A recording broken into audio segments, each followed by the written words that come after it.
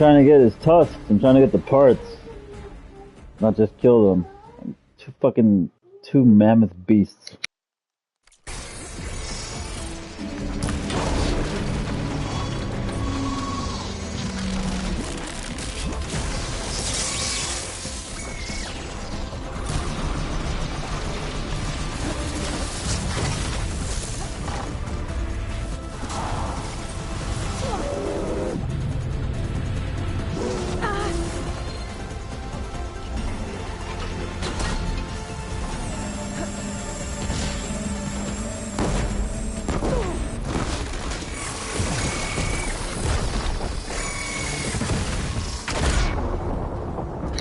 Knew that was gonna happen.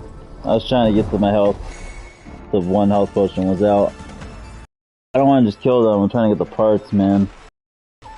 What I'm hoping to do is override the bird. I don't want to just kill him. I need to get the parts.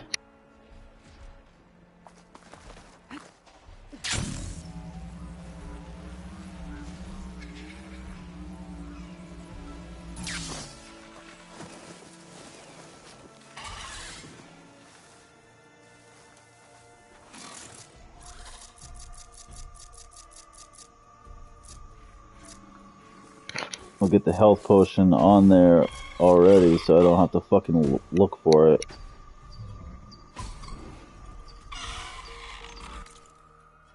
And we'll switch to a Valor that actually will help.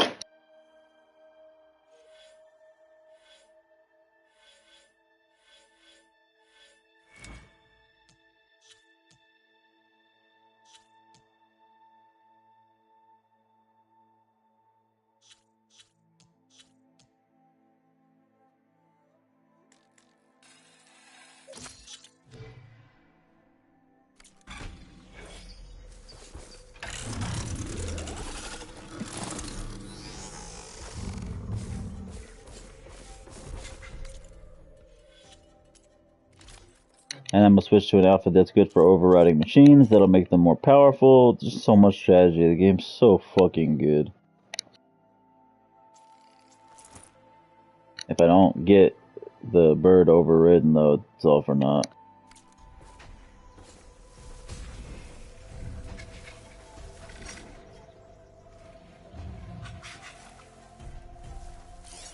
Lost will help. The machine was born from hope.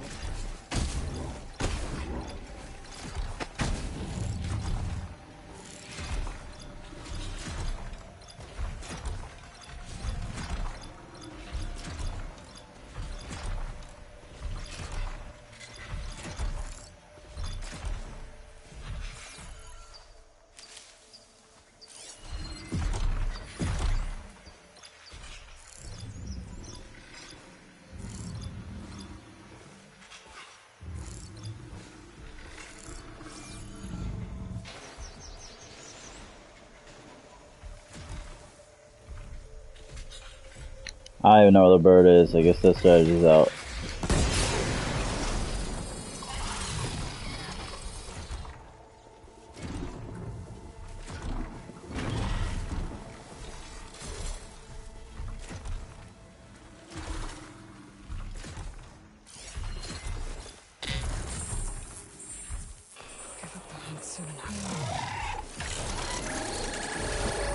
Boom.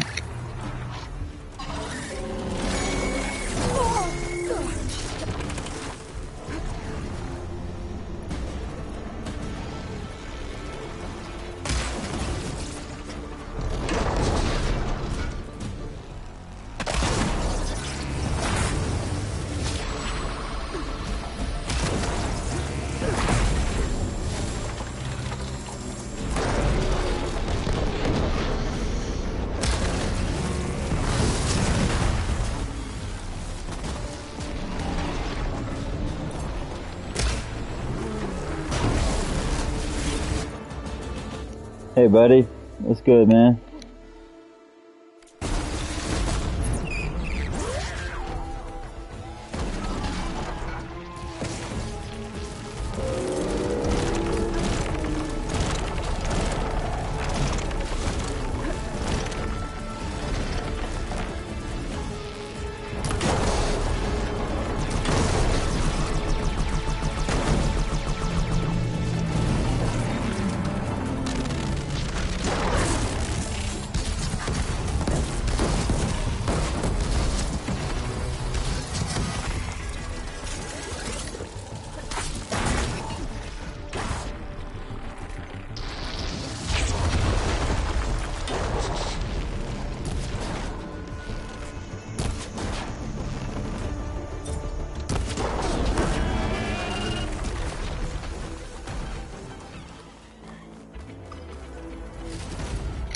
I'm really glad the Thunderjaw wasn't attacking me at the same time. That would have been tough. That's what happened last time. There should be a tusk somewhere though.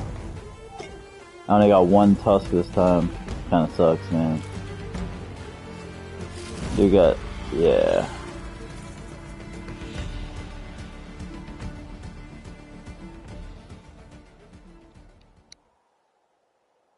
Okay, okay. No problem. All good, military or not. No problemo. Yeah, I mean, shit, man. I fell for it. Hook, line, and sinker, bro. No problem.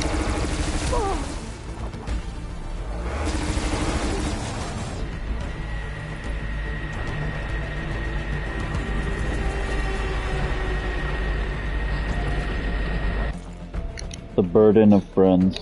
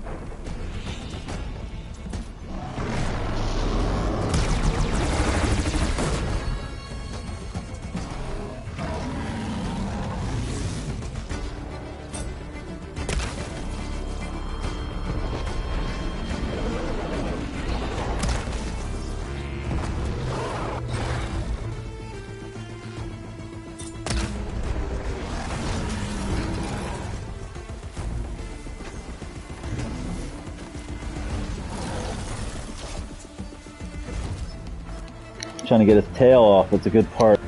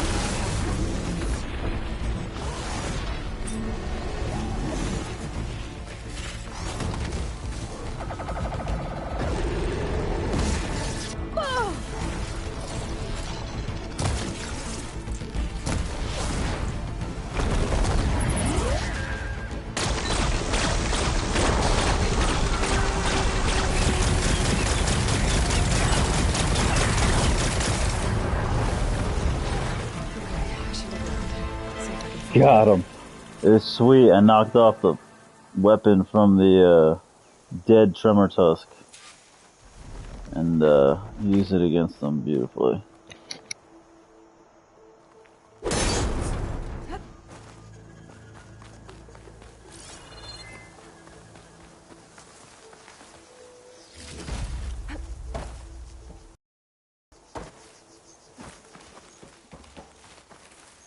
This is coming with me.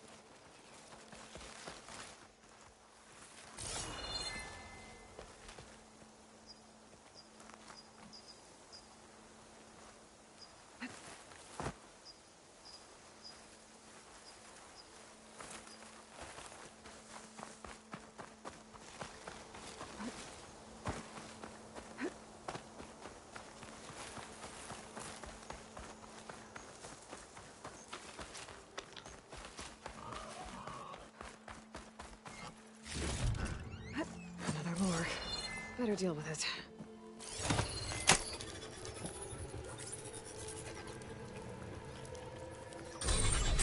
Another weird log from the Julius. This one mentions a third lore close by. The Julius. Great, there's a third. So the second lore is two trump is a tremor tusk and a fucking thunderjaw. What the fuck is the third one gonna be? Alright, come on, mount.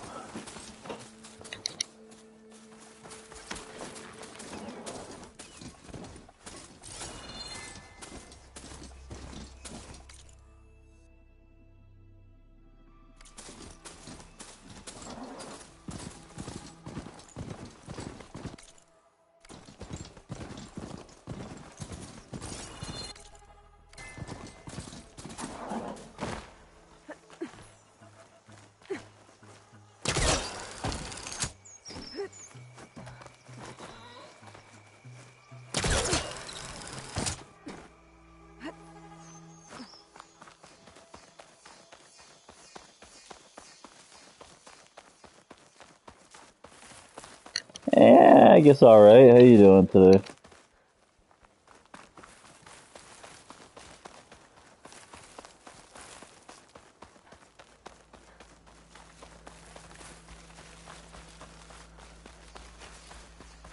There's the lure. I have to take out these machines before I can shut it off.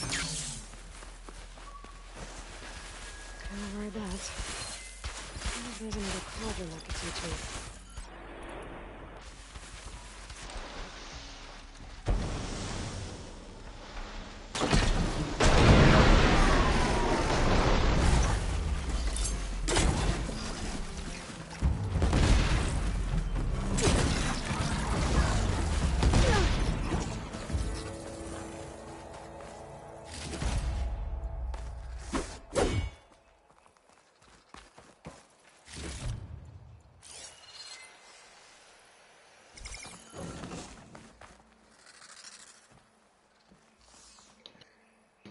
Where are the rest of the machines?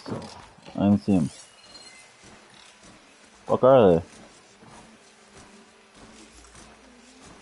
What the fuck is that? One of them missing to Nox. I've got to take out these machines. Where are the machines? I don't see shit. Bruh. I don't see any. Where are they? I see loot. I gotta take out these machines. Which would be where? They're not even showing up anywhere. I see a fucking Tanakh. Ah, there's something. There they are. Okay, let's rock. Ah! Ah! No! No! You don't see me? You don't see me, bruh? It's a Watcher. I don't have a Watcher override yet. Can I silent strike this nigga? What the fuck? There we go.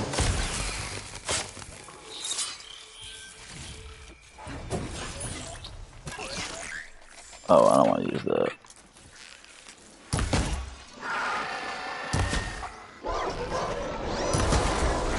Should be able to override the lure now.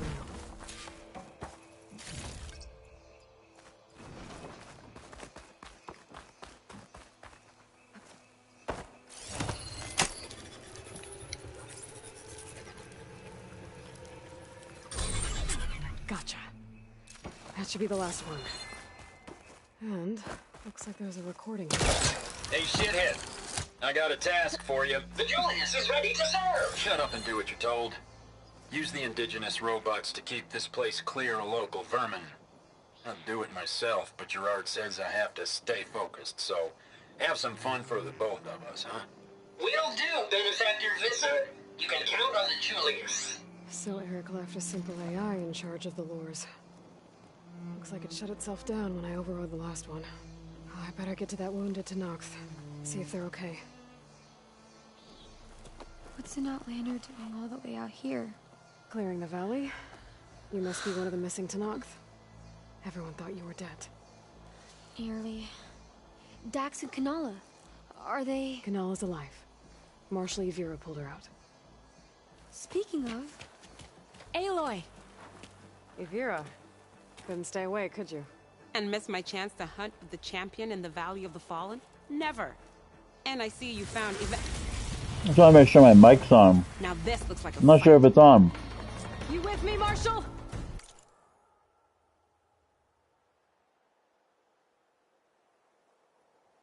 Yeah, it's on. Alright. Let's rock and roll. My blade is yours! Blood of the Ten! We get to kill these things? What are they? Shock ammo's not much use against that.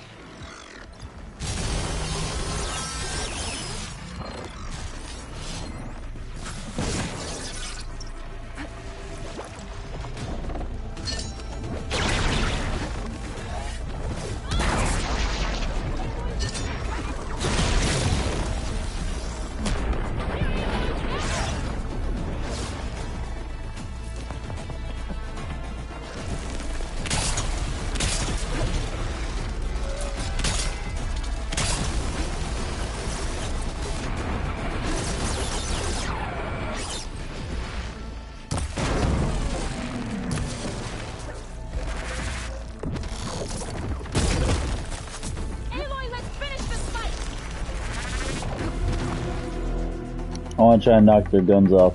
It's just fun.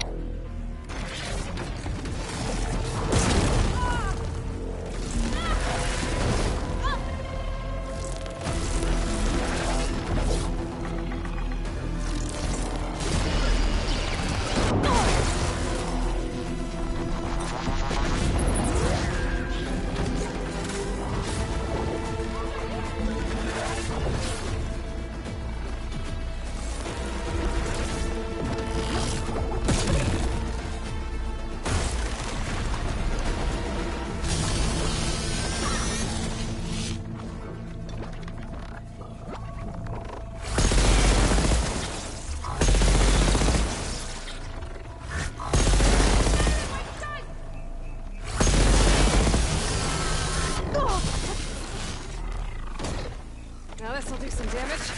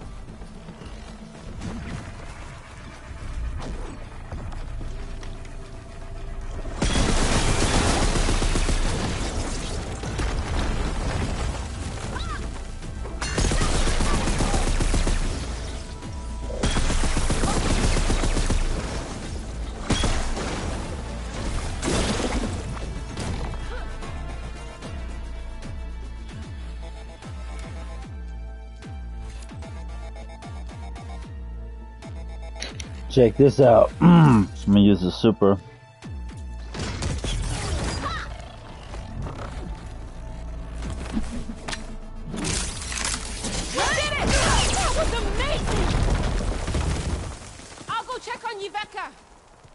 I think I took care of all the lures.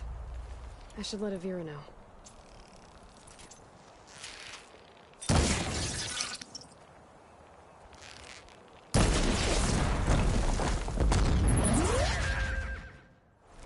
I can't believe you defeated those things. With the champion?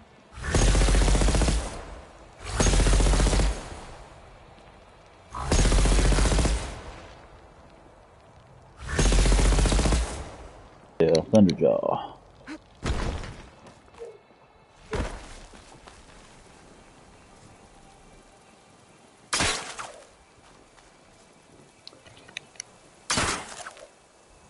The AI is smart too, man.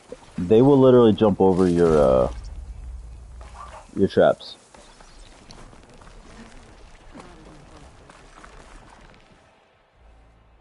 I'll be right back. She needs a medic, but she'll live. Thanks to you. Gotta say, every time we meet is the best day ever for fighting. That battle was something else. And those weird machines. Do you think there'll be more? No. I figured out what was causing the machines to gather in the valley, and put a stop to it. Oh, good news for the clan then. You don't want to fight more of those things, Evira. They're not like other machines. The masters they answer to see people as inconveniences. They'd kill anyone without a second thought. And eventually I'll have to deal with them. The lights offshore. Is that from them? Yeah. It's a kind of shield to protect the island. The machines drawn to this valley were meant to kill anyone who got close. Meaningless slaughter. But definitely something for a champion, not a marshal. Here, take this then. It might help with what lies ahead. She probably gave me a weapon. I love the quest rewards. For a while. You get legitimate quest rewards. Tell the rest of the Armor, weapons. to stay as far away from that island as possible. Beautiful. By the Huge improvement. Word. I hope our paths cross again, Aloy. This was just a throwaway quest. I don't even think it was a side quest. I think it was an errand. Yeah, we got a bolt blaster.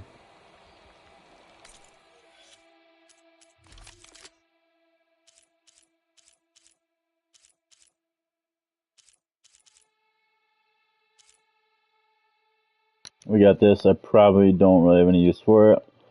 I'll probably sell it. Though it has the hit multiple enemies piercing thing.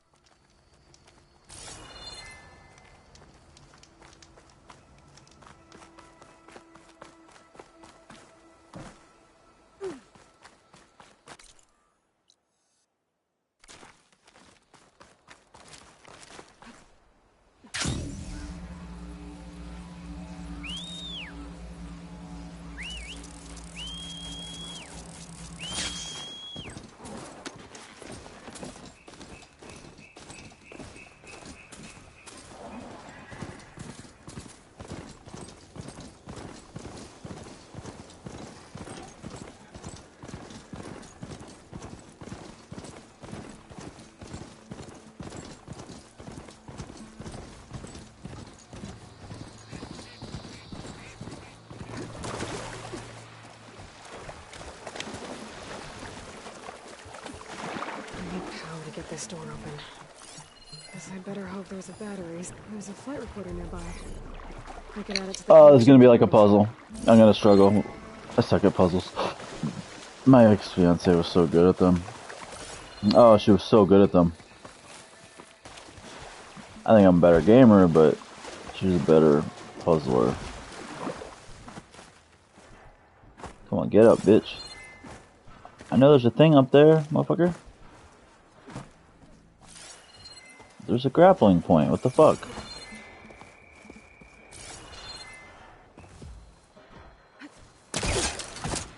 Damn. Right, we gotta find the battery. There may have a battery somewhere. Oh, a green shine chunk.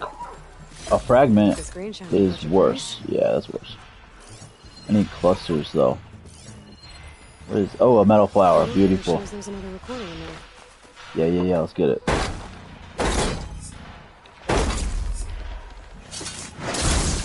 Metroidvania. I don't even know what it did. Okay, cool. This is probably where the battery is. Ah, that's what's up, bro. I'm always looking for brushes to comb my kid's hair. His hair's so long now. We tie it in a bun, but he's getting it cut, I think, tomorrow.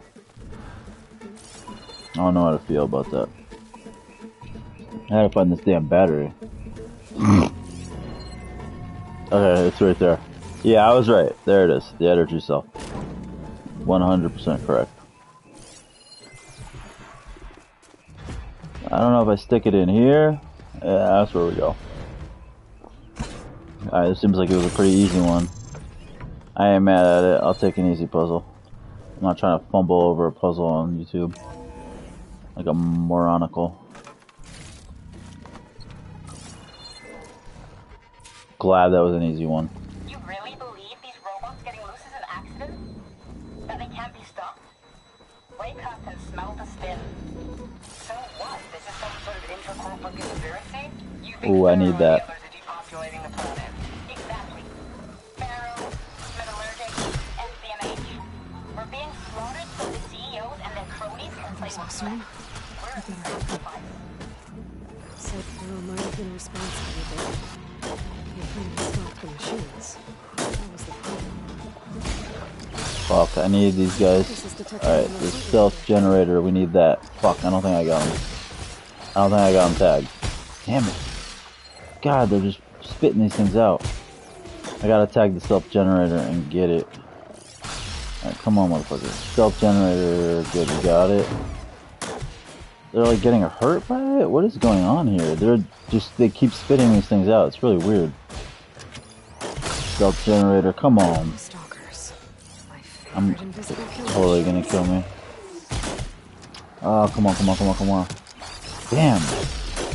They don't stay visible long enough.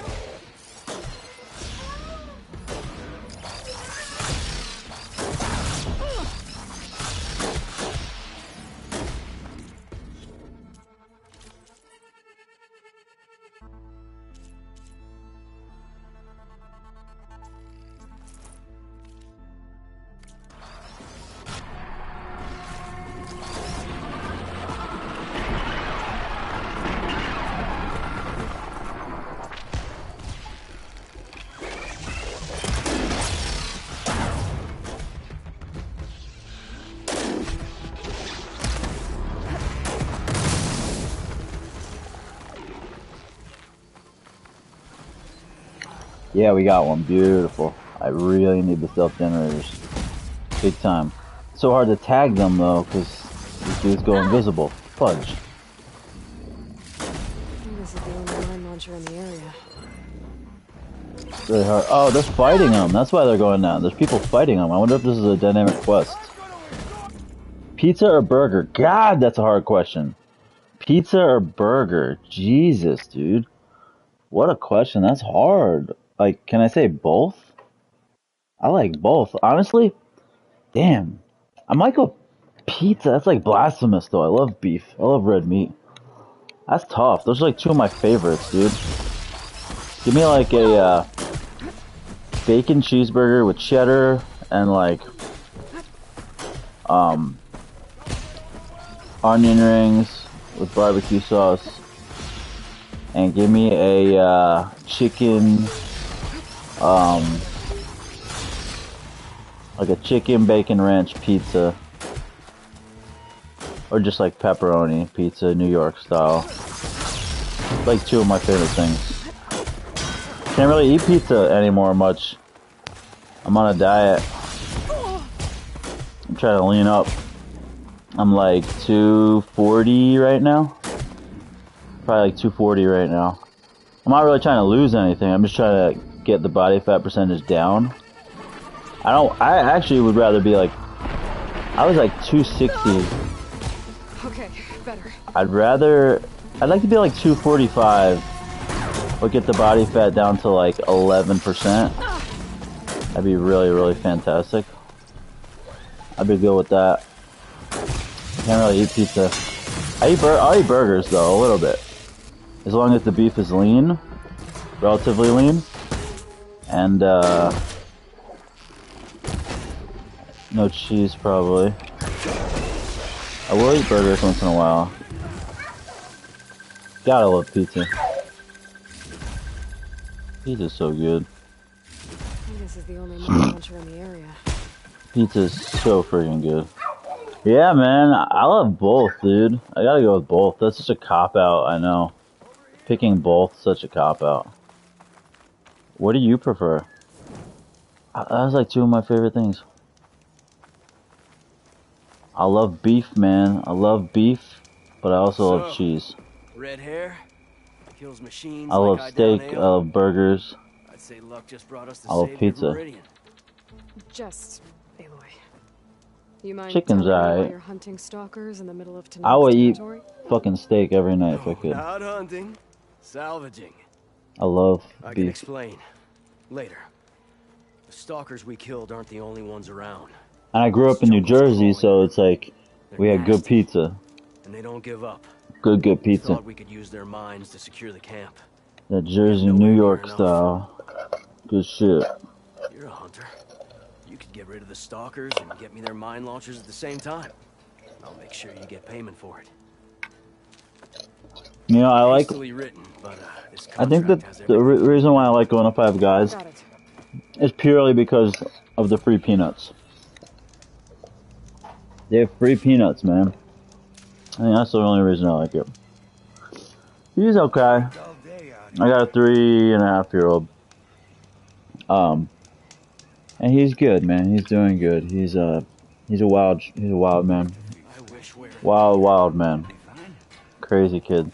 His mom is taking him on Tuesday. I have him otherwise, always. Huntress.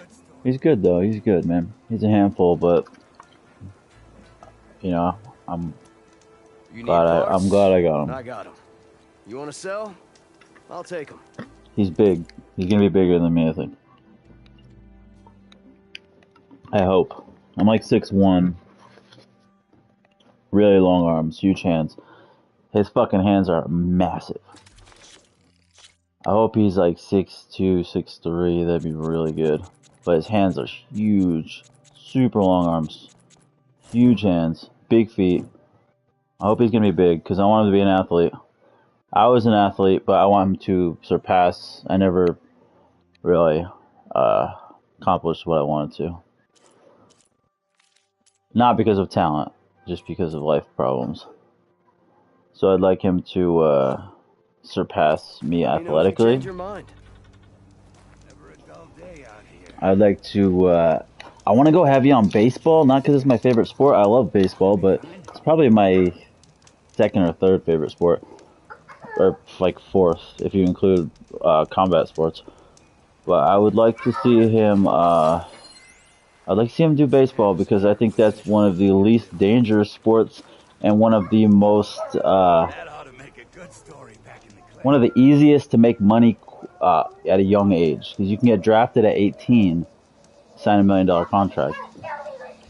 Even if you're not in the first round, you know, if you get drafted in the 3rd, 4th, 5th, 6th, 7th round, you're still. What is with this guy? I want a contract from him. You're still gonna get, you know, what the fuck? I thought he was a. You're still gonna get a signing bonus. You know, you're still gonna get money. So I would love it if you could play baseball and get drafted at 18, and then dad and mom, whatever our situation will be at that time, I don't know. I don't even know what our situation is now. But we can retire and basically just follow him around the country in the minors. That would be my dream. So we're gonna go heavy.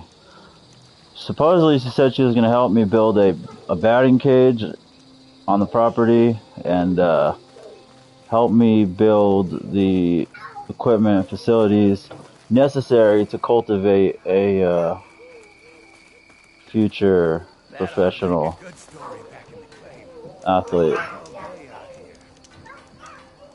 I mean, I'm also gonna have him play football. Football is my favorite sport. That was my favorite. I'm gonna teach him to box, but I don't really want him to do boxing because I don't want him to. I don't want his beautiful face, to get fucked. He's way prettier than me. I hope it stays that way. Why do they want me to go to the base? Oh yeah. I hope it stays that way, and I don't want him to get his beautiful face broken. But we are going to do football, and we're going to go heavy baseball. That's what we're going to push for. Because baseball is like a good fallback too. You don't have to be an athletic freak. You just don't. You don't have to be an athletic freak to be a good baseball player. You have to have the hand-eye coordination and just work. You gotta work at it.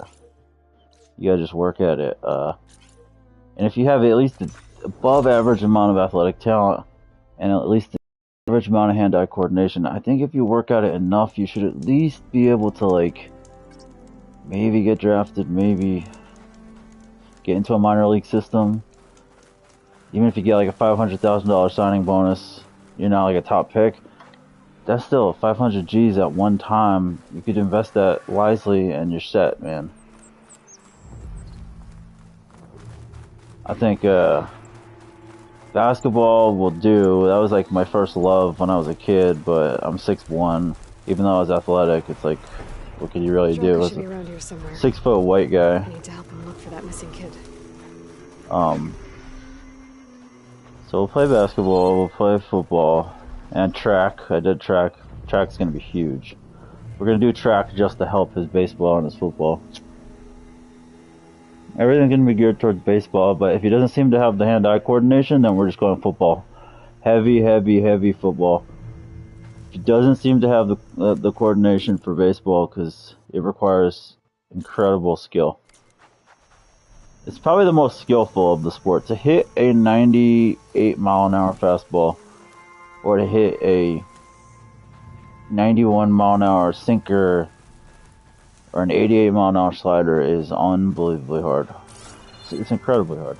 So if he doesn't have that, you could work as hard as you want. Where the fuck is this guy in Burden of Command? So if he doesn't have that naturally, there's only so much you can do.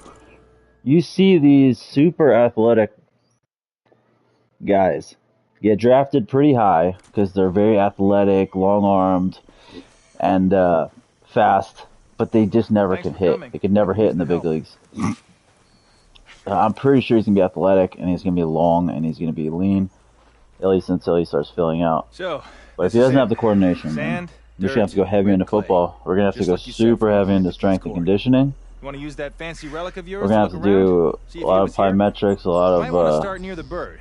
Keep squawking explosive, work from like 3-cone to 40-yard dash to all types of other stuff that I have in mind set up, that unorthodox things that people don't do. I wanted to train athletes when I was younger, but it didn't work out that way. We'll just push heavy Use into your relic. football. Find the kid. I know I could get him scholarship to play college football. I know I could. To dominate high school football is fucking easy. So easy. I did pretty well as a freshman and in junior when I was not even trying. And I was just like, I wasn't even working out or doing anything. If I actually worked at it, what am I supposed to do? Oh, scan the area. Okay. Small footprints. Faint, but the tracks lead away. I wasn't even paying attention. I'm so wrapped up in I found a trail. It might be the child. But man, it's easy to dominate high school football. It's so easy. Very least I get him a scholarship. Naughty children in German. Something having to do with maybe Hitler or Ach du Liebe. Nein. Mein Kampf. I don't know. I give up. Naughty children in German. Bad. I don't know, man. You alright? You seem a little down. I don't friggin' know. So, turns out that more power means more problems. Oh, I can't wait till he can start training, baby. Just make things better. Once he can start training, oh, it's gonna be fun. I'm gonna make it fun. I'm not gonna make it work. It's gonna be fun. He's gonna love it. When they don't get what they want, I hope he does. I'm gonna make it so he loves it. I'm gonna make it fun. I'm gonna make it our life. I'm gonna make it. It's the thing. It's gotta be a lifestyle. It's gotta be. You have to be obsessed. For anybody to excel in anything that's that difficult to do, and to excel to such a degree, you have to be obsessed. It's gotta be a lifestyle. You have to live it and love it, and you have to enjoy it. That's the thing. If I press it on him, he's not going to enjoy it. He's not going to want to do it. I have to make it enjoyable. That's the thing about fitness too. These fucking IBBF I think the kid's in that ancient wreck. Fitness guys, bodybuilders, they love it, you know? It's a lifestyle. Like, these athletes, most of them love it. You gotta love it, man. I never loved it. I loved the idea of the success that could come with it more than loving the grind. I'm gonna try and get him to love the grind. If he doesn't, he doesn't. We'll figure something else out. But, oh, it'd be amazing. What am I doing with this kid? If it doesn't work, we'll figure out something else. But, oh, that'd be my dream, man. Now that my dreams are over, I think that'd be amazing, bro. Be a father and son team. It could be anything from, we could do boxing. I could be like the actually sane Teofimo Lopez Sr. Or we could fucking do baseball. Call me Ken Griffey Sr. We could do football, baby. All that shit. I love it. Also wrestling. One thing I can do with him now at 3.5 is we wrestle all the time. Granted, it's more just, I can't really, it's not like he's wrestling me, but I can give him resistance, and we kinda, it's almost like he's doing jujitsu, because they're so wild at this age, they just want to hang on you, and I kinda do some little jujitsu moves on him, and make him kind of peel my hands off, and make him scramble out. So, it's almost like he's doing jujitsu, like a little wrestling kind of jujitsu, so that's one thing, but as far as catching a ball, he's really not very good at it. Nazi children. Nazi children, right. Of course. Nazi children. Beautiful. Wonderful. That's a good one. Naughty children. Nazi children. Oh, the poor Nazi children. Can't wait till he could freaking catch a ball, like, well. He just won't catch a ball, like, he won't do it. Like, I throw it at him and it hits him in the head, and he puts his hands up a little bit. If he catches it, it's kind of by luck. Like, I don't know what age they start being able to catch a ball well, but at 3, they suck. He sucks at catching a ball. He throws it alright, sucks at catching it. Can't wait till he can catch a ball well. Can't wait till he can swing a bat well. I get him to try to swing a bat now, he just doesn't want to do it. Like a little wiffle ball bat. I have a little baby like tee. A little wiffle ball bat with a little tee and a little ball, and he kind of hits it, but like very half-assed, man. He doesn't even hold the bat right most of the time. I try to get him to do it, he doesn't want to, it's frustrating. I'm thinking when he's like 4.5, then he'll be more malleable. I'll be able to really get him to do this stuff. I'm not gonna force him to do it now if he doesn't like it, because, you know, he can talk, but like not great, and he's 3, so it's like he doesn't understand a lot. Can't wait till he's like 4 or 5, and we can just ball out, baby. All day. All day, baby, ball out. I'm gonna get this kid, he's gonna be the Little League MVP. I'm gonna have him, I don't know if I'm gonna have him wrestling at a young age. We'll see. We'll see what he likes. We're gonna be doing runs. We're gonna be doing 40s and sprints and 100s, and we're gonna be doing all types of that good stuff, though. Oh, it's gonna be great from a young age, baby. The younger you start, the better. I didn't start athletically until I was like old as shit. I was like 10, dude, when I started playing basketball. And then I didn't play football until junior high. It was like the first time I played football, junior high. Everyone had played for years and years. I get on the team and I'm fucking, you know, I'm like a captain. As soon as I get on the team, just off talent. I wish I had played. I wish I had parents that cared about that. They weren't athletes at all. They were intellects, which is great. They were into art and history and stuff like that. My mom was a writer. My dad was basically a historian, which is great. And honestly, that's probably better. I mean, or maybe it depends. I think if they were super into athletics, oh my god, it would have just pushed me so hard. Is this a Stormbird? What the shit is going on? But I mean, I loved who they were, so I have no complaints.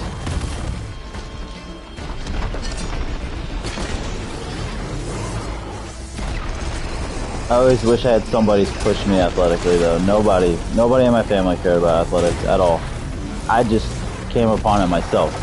I loved it, started loving it myself, but it wasn't until like 10. By that time, it's pretty late in the game to, not too late, but I mean, all the other kids starting at like 5 and 6. It's gonna be so fun, man. I'm gonna be his coach. It's gonna be great. Can't freaking wait. And shit, I'm gonna get him into gaming too. I'm gonna get him into gaming as well, and writing and all that, but oh, it's gonna be sweet. I'm gonna introduce him to the God, fucking Thunderbird, what is the deal? I'm gonna introduce him to the best games that he should play. Absolutely, bro. Take care, man. I always enjoy you jumping in, bro. Man, I'm gonna introduce that kid to all the required play. All the good stuff. All the good stuff, baby.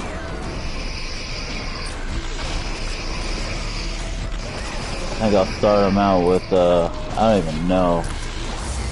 I'm gonna have to get him like a DS or something just to kind of screw around with.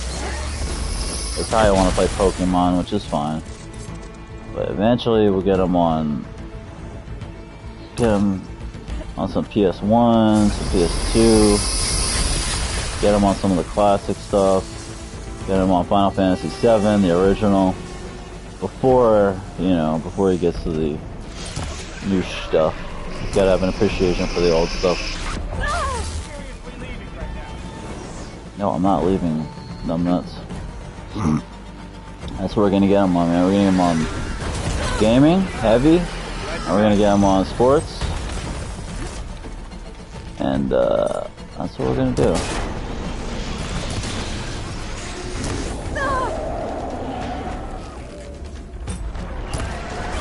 It's literally gonna be my life. It's gonna be my job.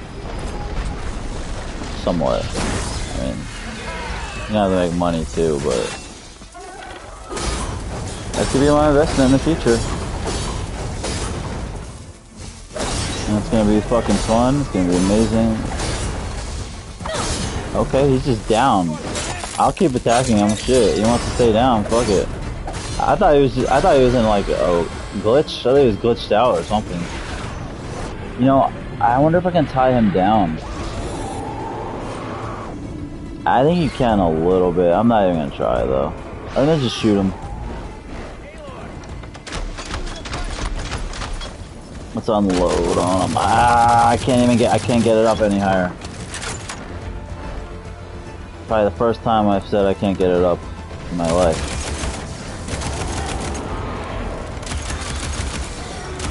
Now we need more.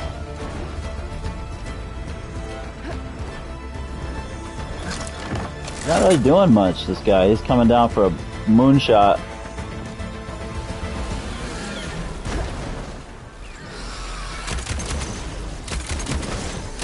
I'm like so not focusing on my playing because I'm thinking about the future with my kid and what we're gonna do. As long as I'm around. I'm a pretty unstable guy. Oh no, man. I might, I don't know, man. I don't even want to say it. Anyway. I just hope life goes well. I'd love to just fulfill my destiny, which would be fulfilling his. It would be ensuring he is spectacular and has a spectacular life in the future, and that he could take care of his mom and all that. I don't even need to be around. I don't even care. Obviously, I'd rather be around, but give my years to somebody else. Just let me do enough that I can get him on the path to guaranteed massive success, and then I'll hit the road, man. Give my years to somebody else. I just want to know that everything's gonna be good, and that I've contributed to the success, to the guaranteed success of my family. All I need is just, if you can get drafted at 18, boom, that's it. That's all I need. I would literally sign in writing right now. If he can get drafted at 18 and be happy, healthy, and wealthy, and take care of his family. As soon as he signs at 18, bro, I'll give my life. If it worked that way, I would give my years to somebody else. I'd sign a contract with God right now. As soon as he signed that fucking guaranteed contract, just put me out. I'm done. Kill me. Give my years to somebody else. Like, that's all I want. That's all I want. So we're gonna work our ass off to make it happen. We're gonna work. We're gonna work our fucking ass off to make it happen. We're gonna work, baby. Work's gonna be fun, though. It's gonna be a lifestyle. We're gonna work. It's gonna be fun. Work is going to be fun. We're gonna have to love it. You're never gonna succeed in something so competitive if you don't love it. If it's not driving you in that way, unless you're just so goddamn talented, which it's just not gonna happen. Unless you're like fucking 6'11" and you could just play in the NBA because you're really tall, but that's not gonna happen. We're gonna work, baby, work. You gave us all a scare. We are gonna work. It's gonna be good shit. Soldier, you're all right now. What happened? I just wanted to go on a hunt, but I got lost. We're gonna have a lot to overcome too. Oh, okay, you're safe. We're gonna have to work twice as hard, Give me 3 a times minute as with my hard. friend here, and then I'll take you back to Scalding Spear. Thank you, Commander. Hey, no need for rank. Just call me Draka. You really helped me out. He's gonna be watching film. I even when he was like 1, I tried to put on film of like Griffey and you know, some of the sweetest swings. His squad too. And he just doesn't care. But he's so young. I won't lie. He will eventually. I needed a win. It'll help shore up my support. Glad I could help. Just remember, I'm done. My dreams are done. They've been done. I ruined them myself, along with life's misfortune, and the influence of people, including in my family. Humility? Of course. I'm great at that. My shit's over. It's a wrap. Before I forget. But, here, take this. Couldn't have done this without you. yeah, it's all don't about worry this about the kid. kid. I'll get him home safe.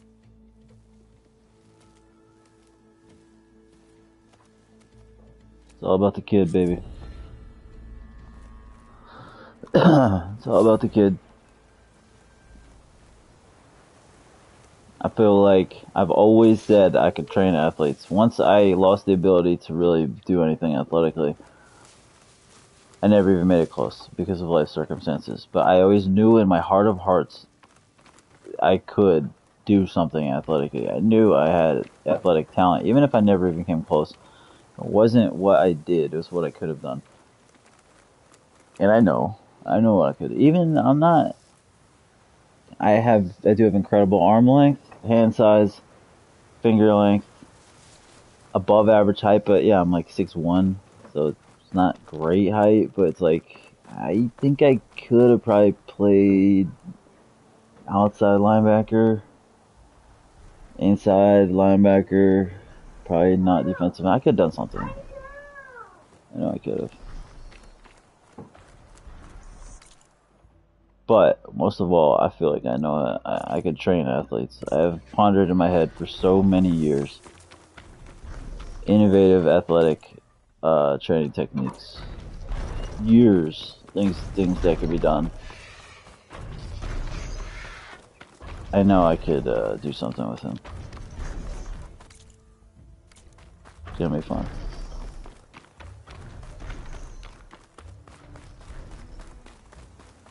Are you almost done? I was annoyingly impatient Oh at no. your age, too. Oh, it's popping bad. That's Everything embarrassing. okay? What are you doing out here? Ask my grandmother. I risked leaving guard duty to look for her. She stopped to see the bloom, and now she won't leave. Since when does she care about flowers? They're not just flowers, child. They're scarlet stems with a scent that soothes the nerves. Or so I was told many years ago by an Utaru seed tracker. An Utaru? Now you're telling stories. If one trespassed here back then, you'd have killed him on sight. I couldn't. Found him picking flowers, right near here, in Tanakh territory. I was all set to strike him down, but he was singing. Singing? Can't remember the tune now. Just the lilt of his voice. And his name. Nilo. He decided to stay for a day or two.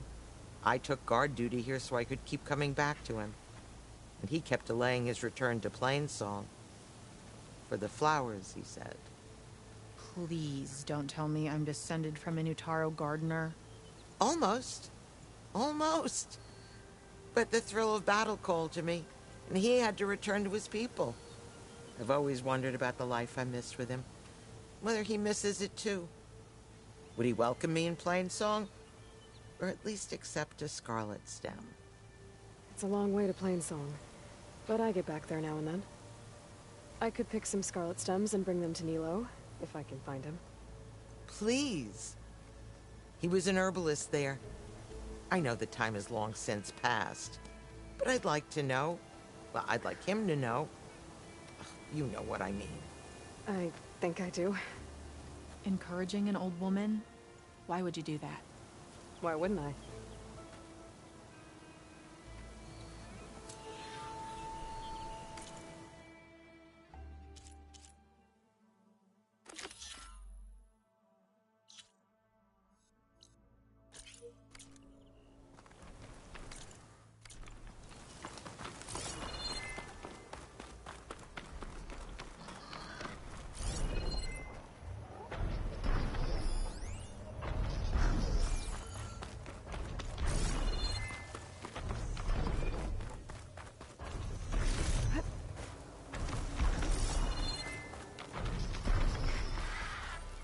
Stranger might trade for something good.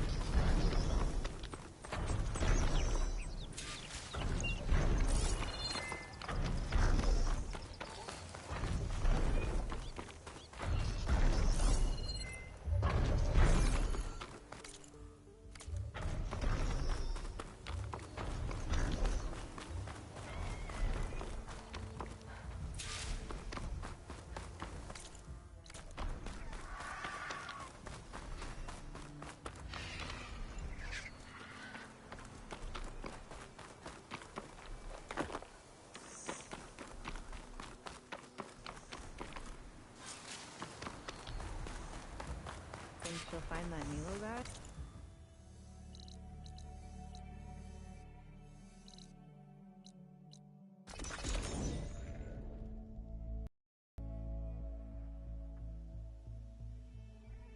Zoe, are you there? I'm in Plainsong and it's amazing. It's just like you said, the fields are back in bloom. And we have you to thank for it.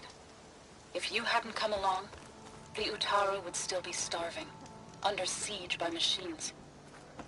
I'm just glad it worked out. Yes. First Plainsong. Next, the world.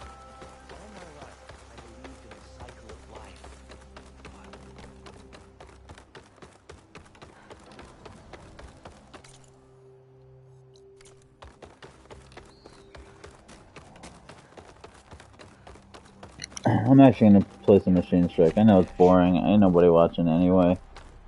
I like it. I haven't played a lot of it. Fuck it, I'm gonna play some Machine Strike. Oh, I'm not even that close. Okay, I gotta go there anyway. But yeah, I like to play Machine Strike. It's fun, man. I think it's fun. Maybe not as addictive as Gwent. I hate using that word. I will never use that again, actually. Addictive and gaming, not the same thing. Just, they should never be used in the same sentence. I know what that word means, and gaming is just, has nothing to do with that. But it doesn't have that same hook, maybe, as Gwent. But, I mean, it's not far off. It's good, though. It's actually a better... It's actually a better game than Gwent, if you think about it. There's more strategy than Gwent. Machine Strike, It's more dynamic than Gwent. It's more involved. There's more to it. But Gwent is fantastic. Probably better. Because it's just fun. But I like Machine Strike, man. I think it's good. But like everything with this, you know, it's not, like everything with this game, it gets underrated. Like every fucking thing with this game, it gets underrated. This game is so fucking underrated, dude. It's ridiculous. It's unbelievable to me how underrated this game is.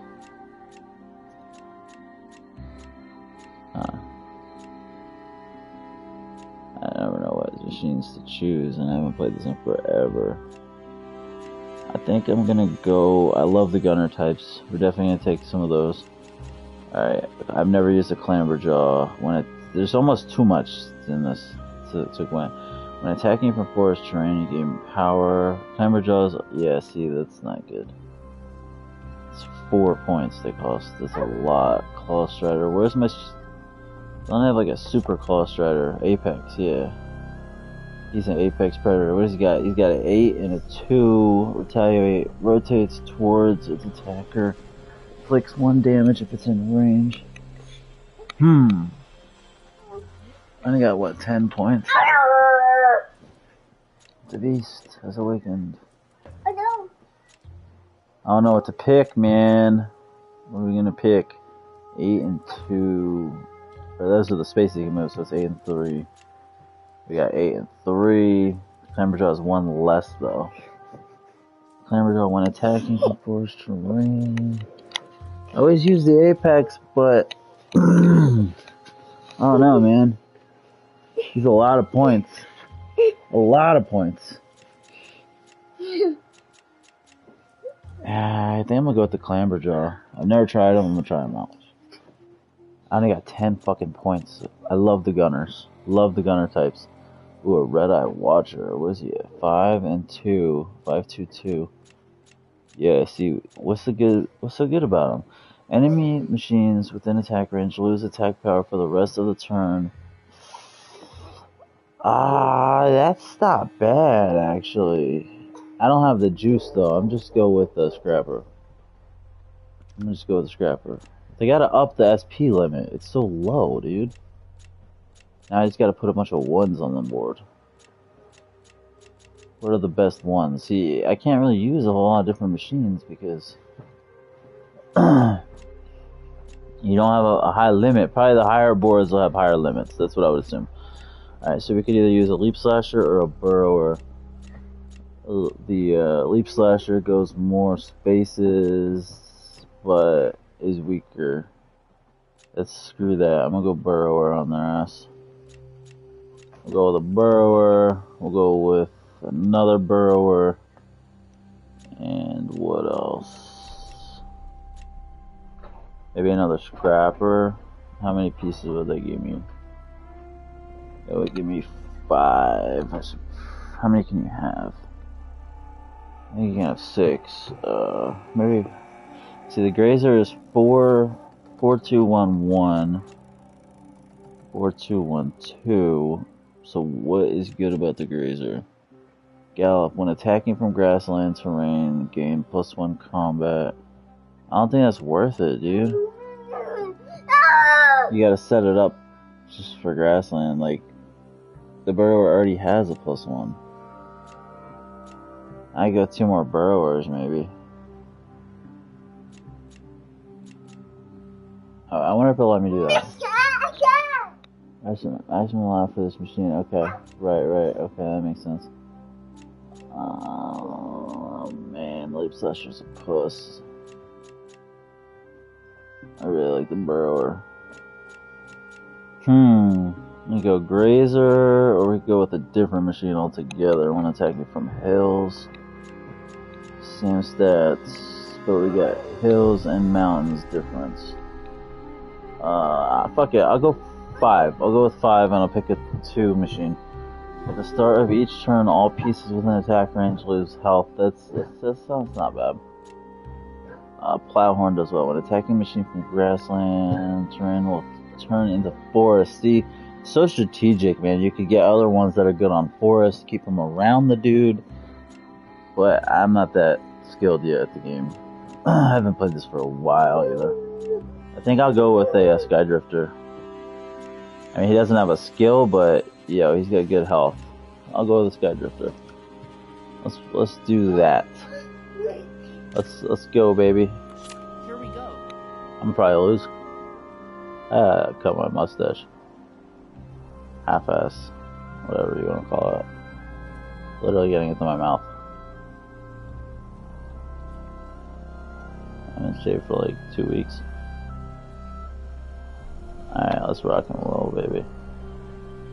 I'm so bad at this game. Yo, they need to do PvP with this, baby. They need to do PvP. Do something like Gwent. That would be fun, man. They need to do like a PvP, bro. It's good. This is actually good shit, man. This fucking game is actually good. This oh, I didn't take one of those, did I? I don't know. I just put them in a row, dude. I don't even know what I'm doing right now.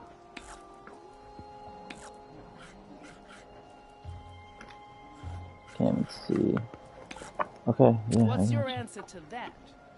What's my answer to that? I don't know what my answer to that is. Clamberjaw is my biggie. The Clamberjaw. Alright, let's get a, where's my gunner type scrapper? Let's get him up a little bit. Let's just move him up 1. Scared. I'm a scared coward, dude. Yeah, he's good. I don't need to rotate him. How do I end the turn?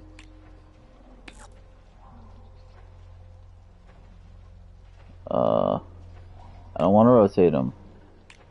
Oh, I can move another enemy. I can move another piece, right? Yeah. Alright, end the turn. It's all good. Alright. This is how it's going. Oh, they're going to war on us.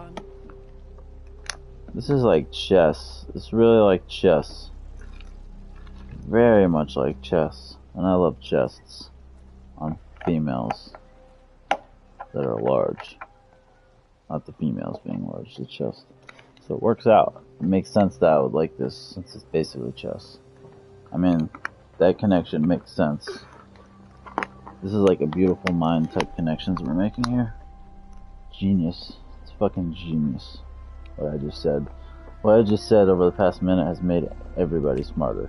Who has not listened to it, because I don't think there's anybody listening at all. So therefore, I can say stupid things. It's my prerogative. I can do what I want to do. Oh, baby, when I get the cam up, oh, it's going to be good shit.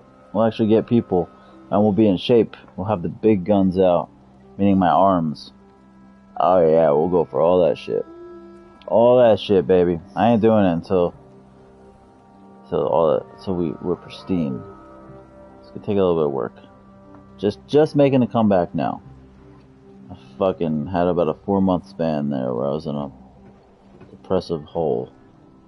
Still am, but I'm trying to build my way out of it, trying to muscle my way out. Half-ass, but we'll get full ass eventually. Eventually we'll get full ass. I'm just half-assing it now. I'm using some bands for like a week and a half. It's cable kind of deals connected to the door. We'll full ass it soon though. We'll get the full ass back. Alright, what are we doing here? This motherfucker is a gunner type who wants to gun us down, so you probably should want to take him out. Where is he weak? He's weak from the behind.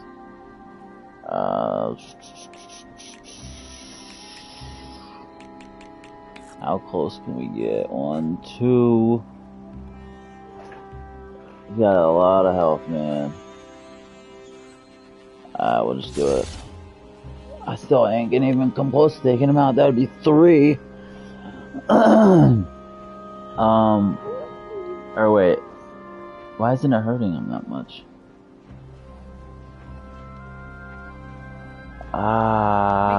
Fuck it. I'm overcharging.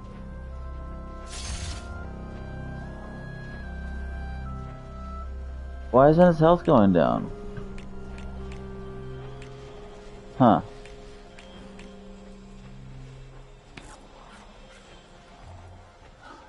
What's with his health? That would be the end of the turn. Fuck it, let's go there.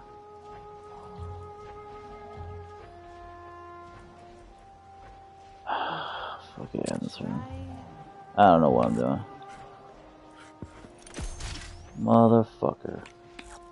Why is his health so high, bro? I just raked him.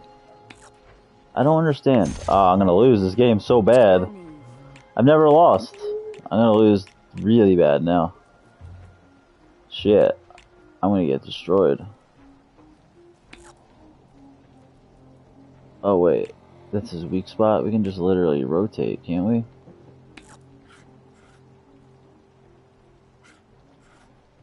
Yeah, just rotate on the rest. Guess that piece goes off. I didn't know you could even rotate like that originally. So he's still moving, this piece is? Yeah, it's not gonna do anything.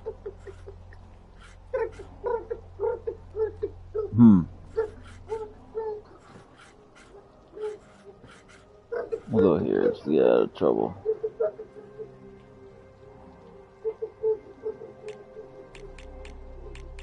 Alright, this guy, try and get him on the ass. What do we got? Only 2 moves.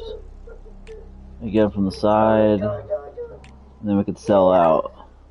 We got 2 on the attack, bro, I tell you. Rotate. A knockback. You know the game well. I Probably should probably lose. get this.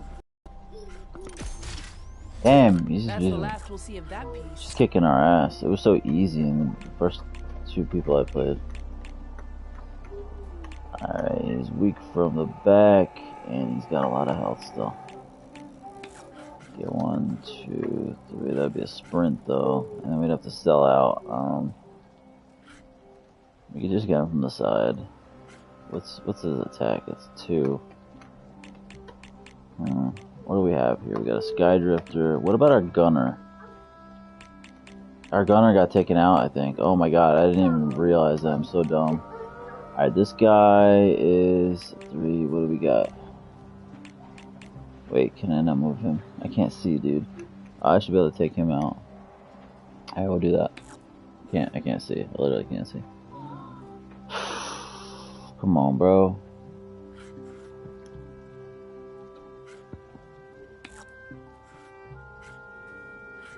That should take him out. Yeah.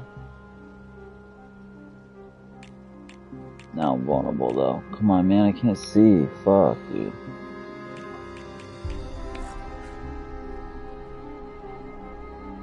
Yeah, we'll just have to do like that. Oh, I didn't know his health was that low. I would have done that probably first. Alright, we got a game here. We got a ball game, folks. Damn, I can't see again. Down.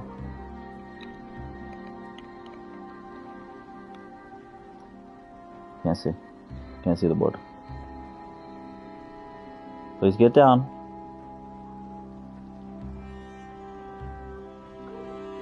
You're gonna hurt your foot if you do that. Alright, yeah, the climber job is really good. He's better than the Apex. More valuable for what he costs, I think. Alright, so what do we got here? He's got 5 health. What do we got here? Ah, see, we're more powerful here. Huh. Well, I can't even do that, so. If we get him from behind. Oh, he's vulnerable from the sides. I would say let's go 1, 2, 3. Rotate, get him from the sides. Whoop his ass. Looks like you win this time. I raked that baby. Well. It's fun, man. It's very fun. I really like it, dude. Wait, I beat all 3 boards? Wait, when did I do that? Wait, I've beaten all these? I'm here whenever you need a strike partner. I didn't think I beat this. Come on. Don't I be beat shy. her? I didn't think I had beaten her yet. Okay, I guess I had. Strike's fun, man. I like it. It almost makes me want to go back and play the other ones. I really like Strike. It's fun.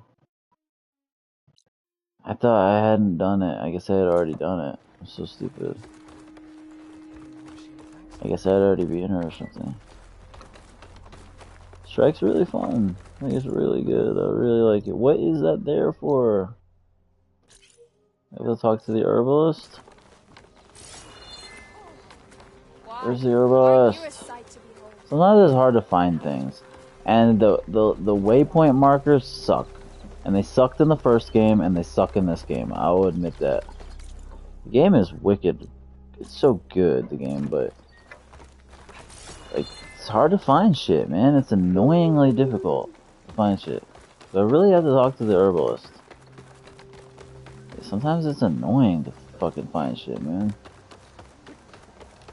May the wind carry you. And the waypoint markers, I never liked them in the first game, and they're just as bad in this game. Like, they always want to take you on the path that leads to the road. Outlander.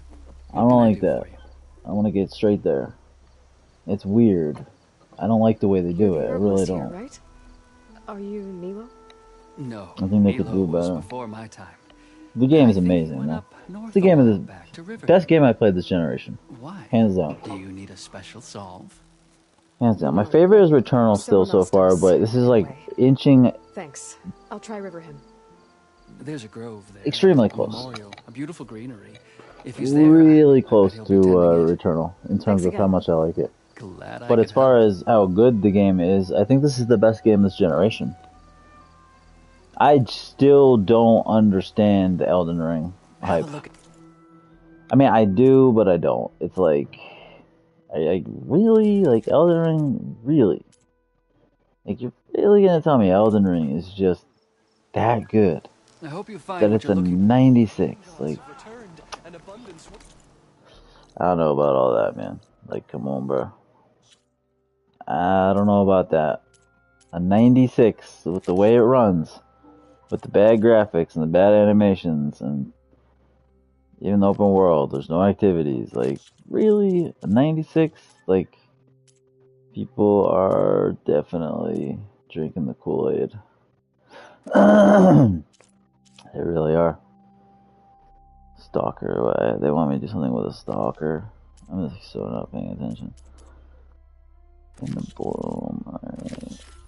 That and what is Forbidden Legacy? Oh, that one. I might save that one. That has to do with the ship, I think. Like, really? A 96, huh? A 96. That good. That good. It's not. In my opinion, it's just not that good. Not that good as a 96. It's good. Very good. Maybe great. Not a 96. To say that game's a 96 and this game's an 88 is just gobsmacks you. That's just flat out not true. In my universe, what I believe in, that is just not true. It's not the case. I don't understand it either. I don't get why certain games get a pass on their flaws. And then a game like this gets fucking micro dissected for any little perceived flaw. And I say perceived flaw because a lot of them were bullshit. Where's the guy? There's supposed to be a quest here. I don't get it. Where's the fucking guy? Look at this fucking guy. Look at this funky guy. Maybe it's like down, baby. I don't know, man. I don't know where the fucking quest is. I'll tell you that much. We're going down, baby. Boom, boom, baby. Nellie's got a small dick. Shimmy, shimmy, cocoa puff.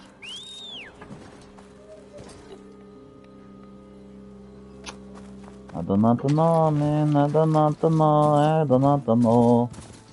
I do not know. I do not know. Why am I riding this here when I could just fast travel? The ultimate to go to Riverheim. I will do this. I will do this. Mr. Chemaev, he wants to smash a smash brother. It's wild how he almost tries to sound like Khabib. Like, nigga, you trying to sound like Khabib? You're fucking born in Sweden. I know you're Russian or whatever, but still. I smash, I eat everyone. I smash everyone, brother. Not really, bro. Gilbert Burns busted your face, kid. What an incredible talent Hamzat Chimaev is. But my god, he damn near lost to Gilbert Burns. If they gave that fight to Gilbert Burns, I would have no problem. That was a pick'em. That was a pick'em, not a pick'em fight to begin with, but it was a pick'em for the results. It was a toss-up, man. That was damn near even. That could have been 2-1. No doubt it could have been 2-1. For good this time. Gilbert, I believe, what?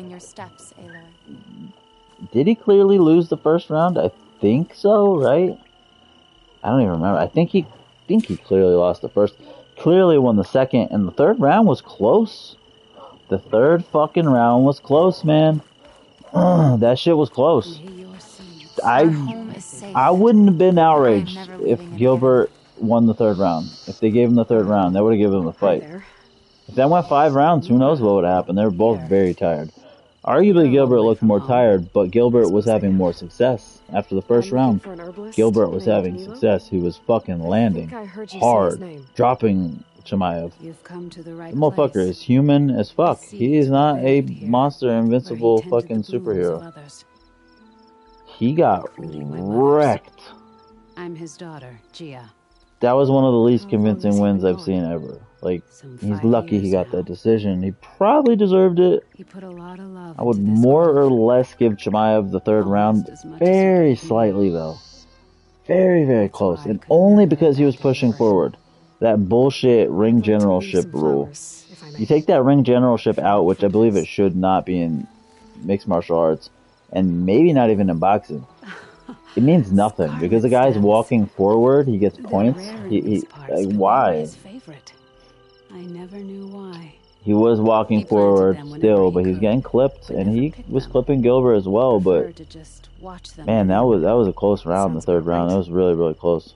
So he was a good man. It's probably Chimaev. It's probably the right decision, but that was a very close fight. And he did. Overall damage, maybe Chimaev had a little bit more damage on Gilbert, but I don't even know if that's true. I would actually say no. I think damage was probably pretty equal, man.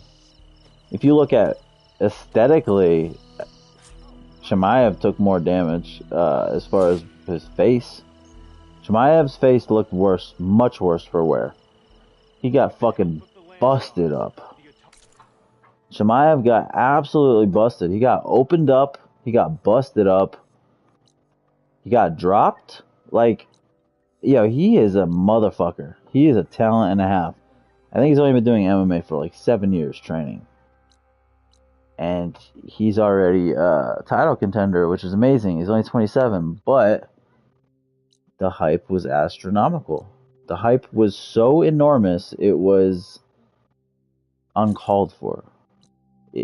People were literally saying he's the next Conor. Not in terms of his personality, but in terms of his stock, in terms of his hype, in terms of how good he is, in terms of how fast he's progressing, and the whirlwind that he is. And that's just not the case. Khamzat Chimaev's rise in the UFC is nowhere near Conor McGregor's rise in the UFC. And I'm not even talking personality or fame or hype. I'm talking pure fighting. Pure fighting skills and domination. Maybe Khamzat will be a better fighter overall throughout his career. I kind of doubt it, but he could. I mean, everybody hates on Conor. The motherfucker wiped out Max Holloway, Dustin Poirier, Chad Mendes, Jose Aldo in a four fight span. Max Holloway, Dustin Poirier, a pre-USADA Chad Mendes, and Aldo. Motherfucking prime Aldo when he was undefeated. Prime Chad Mendes when he was on steroids and shit. Max Holloway, Dustin Poirier. He fucking took them out in a 4 fight span. He fought Brimage, Brandao, Seaver, Holloway, Poirier, pre-USADA Mendes, and 10 years undefeated Aldo. Like, that's sick, man. That's sick. And he dusted them all. He dusted all of them except Max. And Max, he didn't dust him as far as getting the KO, but he didn't have no Gilbert Burns, Khamzat Chimaev, fucking crazy decision, like close ass. I don't know if it was a split decision or not. Probably wasn't. But still, he didn't have any razor thin decision. Like, I don't mind. The closest he came to controversy was the fact that Chad Mendes took him down in their fight because Conor had a torn up knee. He had a fucked knee. Probably affected his takedown defense. Maybe his takedown defense wasn't that good, but I don't know. But the knee probably played into it. Mendes took him down. This was a completely PED pumped up pre-USADA Chad Mendes. We know Mendes is a juicer. I can still see well enough. Mendes took him down. Is my long vigil over? Was getting some ground and pound a little bit on him, control for like most of the round. And then Conor got up and knocked him out. And that was the closest, dude, that he got. He was losing a round until he knocked him out at the end of the round. Like, that's the closest he came to controversy in his first 7 fights. But he did think of me over the years. On his way to the title. Like, bro. That'll have to be enough. People want to criticize Conor. That's it? Don't forget what Conor was. You sure you got the right guard? Don't forget what Conor was. Don't forget what Brock Lesnar was. Like People criticize these guys because of what they are now. It's just that it meant something. Don't forget what these guys did, Could have man. been a whole other life. Could have been.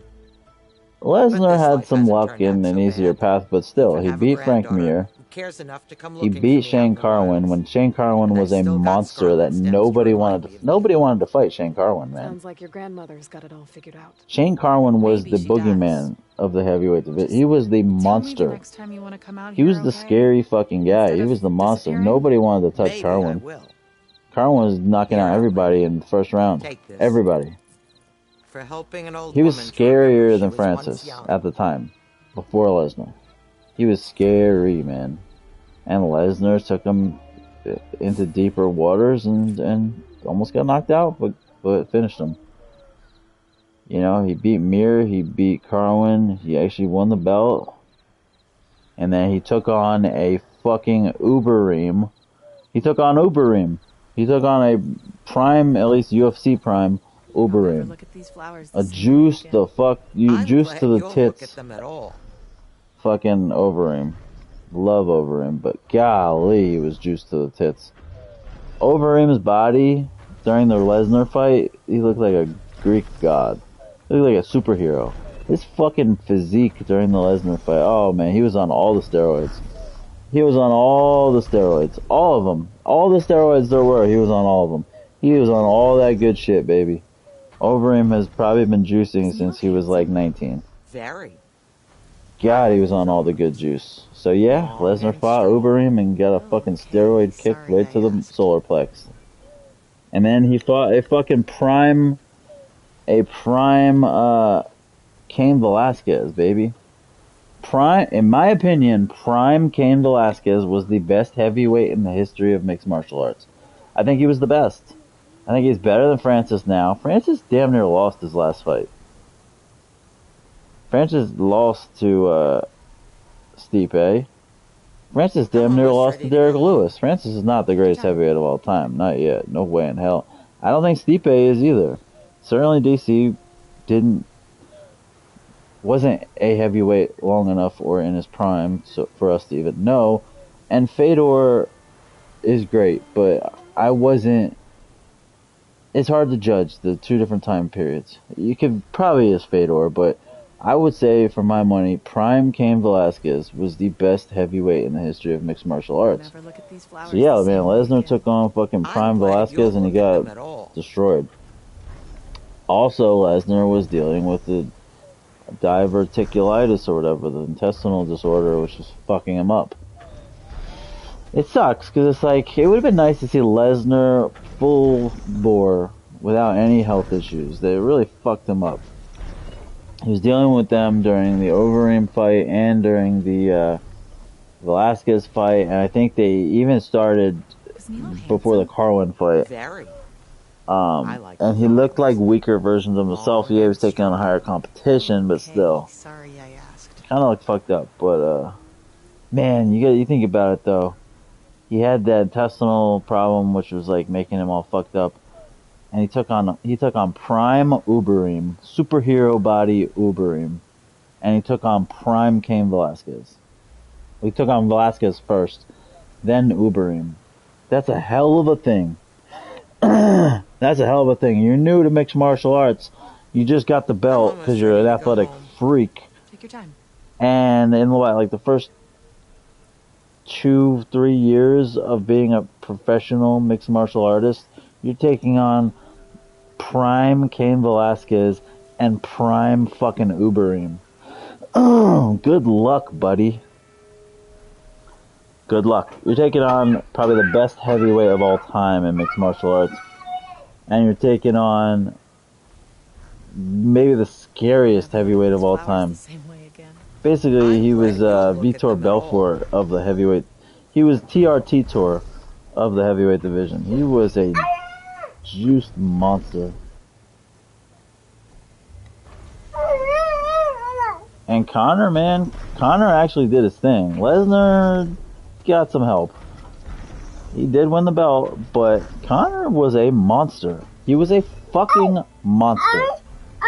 Conor was like invincible when he was a featherweight. Was Milo handsome? The worst thing Conor ever did was move up to lightweight. I liked his arms. What, dude? Here, look. Here, look. Conor was able to make 45. There's no reason why he couldn't have continued to make 45. I don't give a fuck how bad he looked on the scales. That's his... What? That's his natural weight class. He's like 5'8", skinny. He can make 45. He was dominant at 45. He's more skillful now, but he's smaller, man. He's so much smaller than his opponents. 45 was his fucking weight class. You got fucking Sandhagen, man. Sandhagen's like 5'11", fighting at 35. Like, come on, man. Conor couldn't continue at featherweight. Like, yeah, you don't want to cut much weight. Nobody does, bro. Be disciplined. Conor at fucking featherweight was a revelation. He was like a revelation. He was too big to consistently take and hold down. And then he finally started getting takedown defense, but I don't even think he had great takedown defense back then. He was too big, too strong, and had enough takedown defense that, you know, it wasn't super easy to take him down. Mendes did it, you know, once when Conor had a busted up knee. He wasn't even as skilled back then, man, but he was just big, powerful, reckless, wild, talented, beautiful. God, he literally had the size advantage over most people. And that put him over the top. Along with his incredible skill, that put him over the top. Now, ever since he moved up, fucking lightweight, at welterweight, he's got the size disadvantage over everybody. Everybody he's faced, he's had the size disadvantage. Literally everybody. He's not faced one person since moving up that has been smaller than him. I don't think it's faced anyone that maybe Eddie Alvarez was same height basically, but Eddie Alvarez probably outweighed him by at least 5, 6, 7 pounds, at least, probably more. Eddie was a very stout, muscular guy. Eddie definitely outweighed him, I would say. But Eddie was probably the closest in weight and size, and look what he did to him. Size makes a huge difference, man. The worst thing Conor ever did was move to lightweight. I know he dominated Eddie Alvarez, but it's like, come on, man. Khabib is so big, and after a 2-year layoff, you're gonna fight the guy best ever, maybe? After a 2-year layoff? Come on, you gotta take it seriously, bro. You're gonna have, what, a month and a half camp? A month, 2-month camp at most? After 2 years off and boxing and shit? Come on, man. Take it seriously, dude. Sad thing is he could have beat Khabib, maybe, or at least put up a good fight. Like a really good fight. He didn't give himself a chance. And then he acts like a dickhead when he's fighting. Like, has his hands down and shit. I feel like Khabib got that shot that ended up finishing the fight.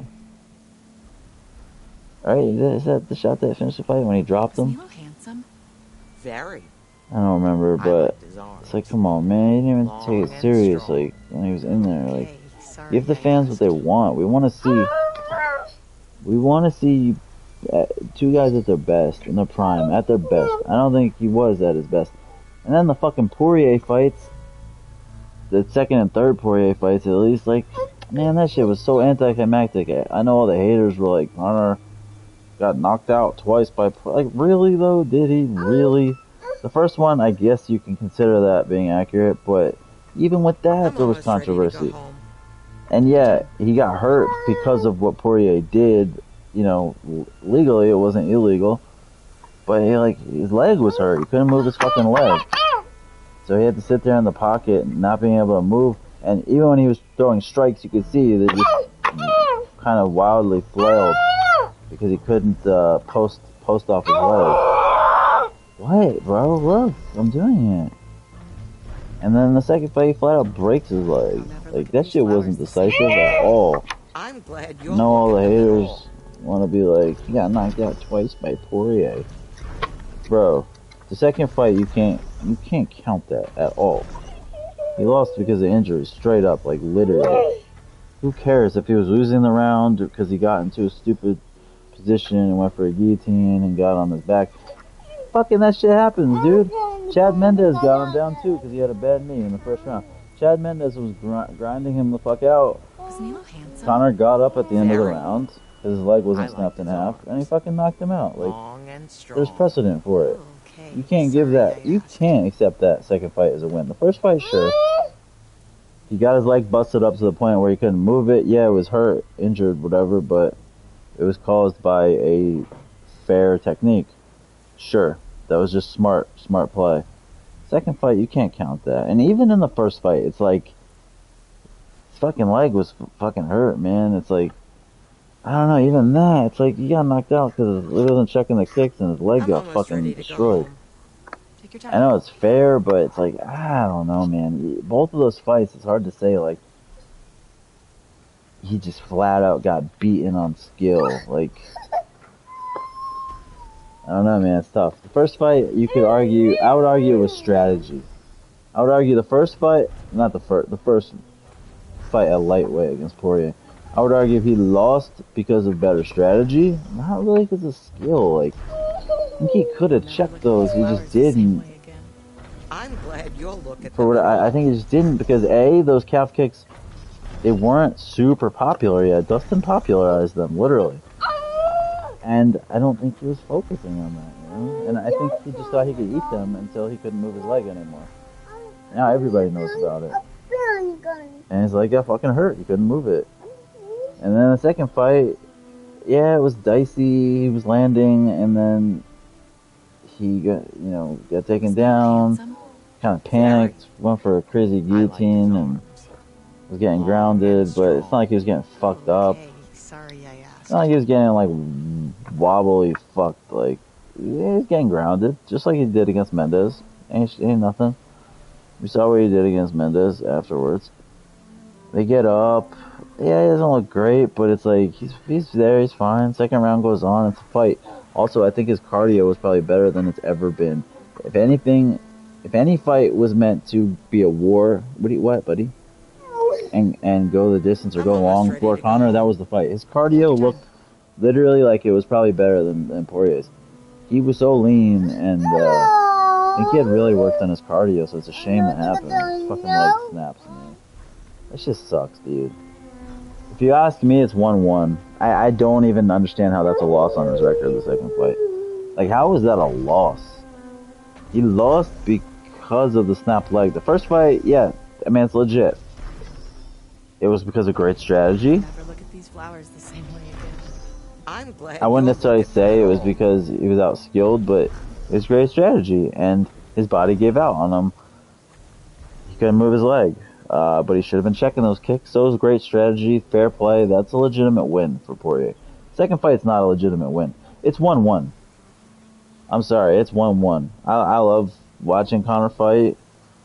I'm kind of over his personality. It's annoying at this point, and it's like you gotta do something and shut up instead of talking so much shit. Plus, he's just so big now, and I don't think he loves the game anymore. I think he just loves the attention and the fame and the credibility that goes along with it.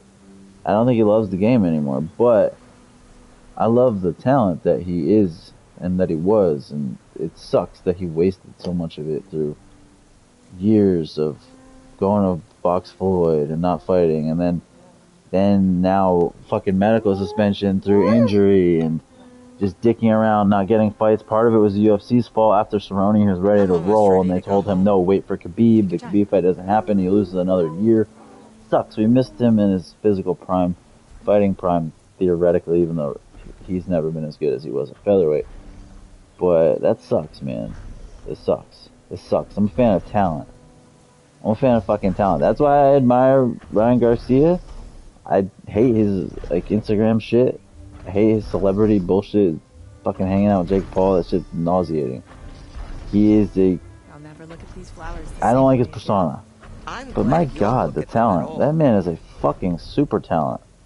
He is tall, he is long, he is athletic, he has the fastest hands in the division, and he has pop. He's one of the most powerful strikers with the fastest hands in the division, and he's tall and he's long and he's athletic. Like, the fucking kid is a freak. I mean, I think he's more freakish than Devin Haney. I think he's got arguably faster hands than Haney. If not, I think they're right at equal. I think they're equally as fast at worst. Long and strong. But I think he probably has a little bit faster hands than Haney even, and they're like pretty similarly sized, I think, right? And he's got way more power. Like, the fucking kid is legit. What he did to Emmanuel Tago? Sure, Emmanuel is not fucking Cambosos, or Teofimo, or Tank, or even Pitbull Cruz, but the guy was 32-1. He's had 33 fights and he won them all except one. almost ready to go home. He's a professional with a stellar record. Like, he's a professional fighter with a great record. And Ryan Garcia made him look like an amateur. That was more impressive than if Ryan Garcia caught him in a competitive fight and knocked him out. Way more impressive than the Luke Campbell fight, in my opinion. That fight against Emmanuel Tago was the most impressive display I have ever seen from Ryan Garcia. I'll never look at these flowers the same way again. It's better than any of the left hook knockouts or the Luke Campbell knockout, or that shot to the body. Better than all of that. Anybody can catch anybody. It takes skill to catch someone, yes. But there's a little bit of luck involved, timing involved as well, and the other person has to engage in fighting. What he did to Emmanuel Tago was amazing. If you have to fight someone who is not there to win, who is there to survive, Long and strong. that is so hard to do. And to look good, bro, he had to punch around his guard. He had to he was landing damn near everything too.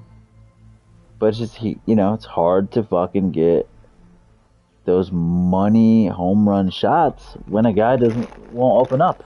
When a guy will not open up. When a guy punch stats must be crazy. The power punches toggle through must be like almost single digits. Like, bro, that dude barely threw anything. Take your time. If a guy won't open up at all and is just surviving and just in his guard the whole fucking fight, it's hard to look good, man. It's hard to do. And he looked fucking good. He fucking scorched that dude. He dropped him. He hurt him multiple times, numerous times. The guy was surviving and running. He made a 32-1 professional fighter look like an amateur. Like, that to me was his most impressive performance. People to be criticizing Ryan Garcia, oh, the level of opposition he fought was crap, and he didn't even knock him out. He didn't look good. Bro, he looked amazing. Amazing. If you are a fucking talent scout, if you're a fan of talent, if you are an athletic evaluator, fucking hell, that was a goddamn display. It's the best he ever looked. Way better than Luke Campbell. Luke Campbell dropped him. If the fight game is about inflicting damage and scoring points on someone and not getting scored or damaged on yourself, that's one of the best displays you could want to see. I mean, he dominated the guy. A guy who was literally not trying to even win. A guy who gave him almost no risks. He didn't really risk anything. It's so hard to look good against someone like that. And he still almost knocked him out, especially at the end. I am no Ryan Garcia fanboy, but I'm a realist. And that man is a talent not to be taken lightly. Ryan Garcia is a fucking talent. Only thing that worries me is he's not with Eddie Reynoso anymore. I think Joe Goossen's really good for certain guys, but Eddie Reynoso's the best in the business. And Ryan Garcia's work ethic gets called into question, so it's like he's not with Eddie Reynoso anymore, who's a workhorse trainer. I don't know, man. Having that freedom with Joe Goossen, it's like, is that going to be a good or a bad thing? My worry is that he's going to regress, and he needs to get a big fight next before he starts regressing too much. This version of Ryan Garcia is going to beat Tank Davis easily, unless he gets caught, which can happen, and that's based partly skill, partly luck, partly any errors that someone might make. I mean, it's part of the fight game, and it's skillful to a degree, but if he doesn't get caught, was Nilo handsome? Just very clean, I liked his he should dominate Tank Davis. Dominate him. Strong. He's bigger, obviously longer. He doesn't have quite as much power, but it's not that far off. Like, the thing about Tank is he doesn't throw all his shots hard, but when he cranks it, he can generate more torque and more force than anybody in the division, even though he's tiny, short. When he cranks it, he can generate so much force. I think it throws people off. I think that's why Tank gets beat up for a lot of his fights, and then he pulls out a knockout midway through, late in the fight, because they've not been getting hit very hard. They're not expecting that kind of juice. He doesn't seem to throw everything hard. I mean, Ryan consistently throws hard punches. Consistently. The whole fight, he's throwing hard punches. They're not as hard as Tank's hardest punches, or even Rolly's, but he consistently throws hard punches. He is the epitome of a boxer puncher. I'm glad you'll look at them at all. Ryan Garcia is the epitome of a boxer puncher. He is absolutely a boxer with fast fucking hands, who's very good on the outside. He can fight inside too, but very good on the outside. Tall, long arms, fast hands, but he throws hard shots, heavy shots. All of his shots are heavy. None of them are devastating. His left hook can be, but he just throws very hard shots consistently. Seems like Tank doesn't do that. It seems like he kind of pops shots and then cranks it. I think he dominates Tank Davis. I think he absolutely dominates Tank Davis. I know the Tank is used to fighting taller guys, but Ryan's much bigger. I think Ryan's faster. Not a lot faster. Tank's actually pretty fast, but I do believe Ryan is faster. I think he's got, you know, better hand speed. Obviously, he's longer. And I think Ryan has enough power to gain the respect of Tank. I'm almost ready to go home. Thing is, though, I think Tank's probably got a chin, man. His head is so big, and he's so, like, short and stout. He could probably absorb a lot. That fucking head, that face, that chin, the head, that face, the whole noggin area for Tank Davis is just immense. Could probably take a lot of force, man. Such a big fucking head, dude. So big. He's got like a fucking watermelon for a head. I'm glad you'll look at them at all. His head's the Tank. He's no Tank. He's a little fat guy, but his head's the fucking Tank, bro. It is a watermelon. So I don't know, man. I've never seen him get hurt much, really. But I don't think Ryan would knock him out, but I think Ryan would not necessarily pitch a shutout, but I think he would win comfortably, man. I'd say like at least 8 rounds to 4. Is he handsome? Very. I think he would box him up, man. Long and fucking strong. Tank Davis just lost to Pitbull Cruz. They gave him the win, but he lost. They lost that fight. Like Pitbull Cruz won that fight, probably by 2 rounds, at least by a round. Like Pitbull Cruz won that fight. Probably arguably by 3 rounds. Like, he fucking won that fight, man. Like, they gave it to Tank. Pitbull beat him. And Pitbull's a good fighter, but he's not, like, amazing. He's not an incredible talent. He's a little short-armed guy who throws a lot of hooks. Just a little short guy who presses you, throws a lot of hooks. He's got a Mexican-type style. There's nothing amazing about him. He has good power. He doesn't have crazy power, but he has very good power. He's another guy who just throws hard, consistent shots. Doesn't seem to have crazy home run power, but he's got good, consistent power. Just throws hard, consistent shots, and he overwhelms you. He just fights. He's just got a Mexican fighting style. That's it. He's a short little guy with a Mexican fighting style. Throws a lot of hooks and just swings a lot. Like, there's nothing elegant about his fighting. There's nothing overly talented about his fighting. And motherfucking Tank lost to that motherfucker. I don't care what the scorecards say. That was a loss for Tank Davis, in my opinion. At best, it was a draw. Yeah, Tank didn't win that fight. Like, give me a break. What Garcia could do to him, I think Garcia would box the shit out of him. Knowing how the industry is, how luck is, I could see Ryan getting knocked out, being overconfident. He'll probably be piecing them the fuck up, get overconfident, get knocked out, just like everybody does. Damn near everyone against Tank. Fucking Barrios. And then Tank gets a highlight reel win, and it's like, motherfucker was getting battered. I think he's the weakest link out of the 4 kings, 5 kings, whatever, in the 35. I think Tank Davis is the worst out of them all. I would rate Loma as the best. I don't give a fuck. That Teofimo fight was a goddamn fluke.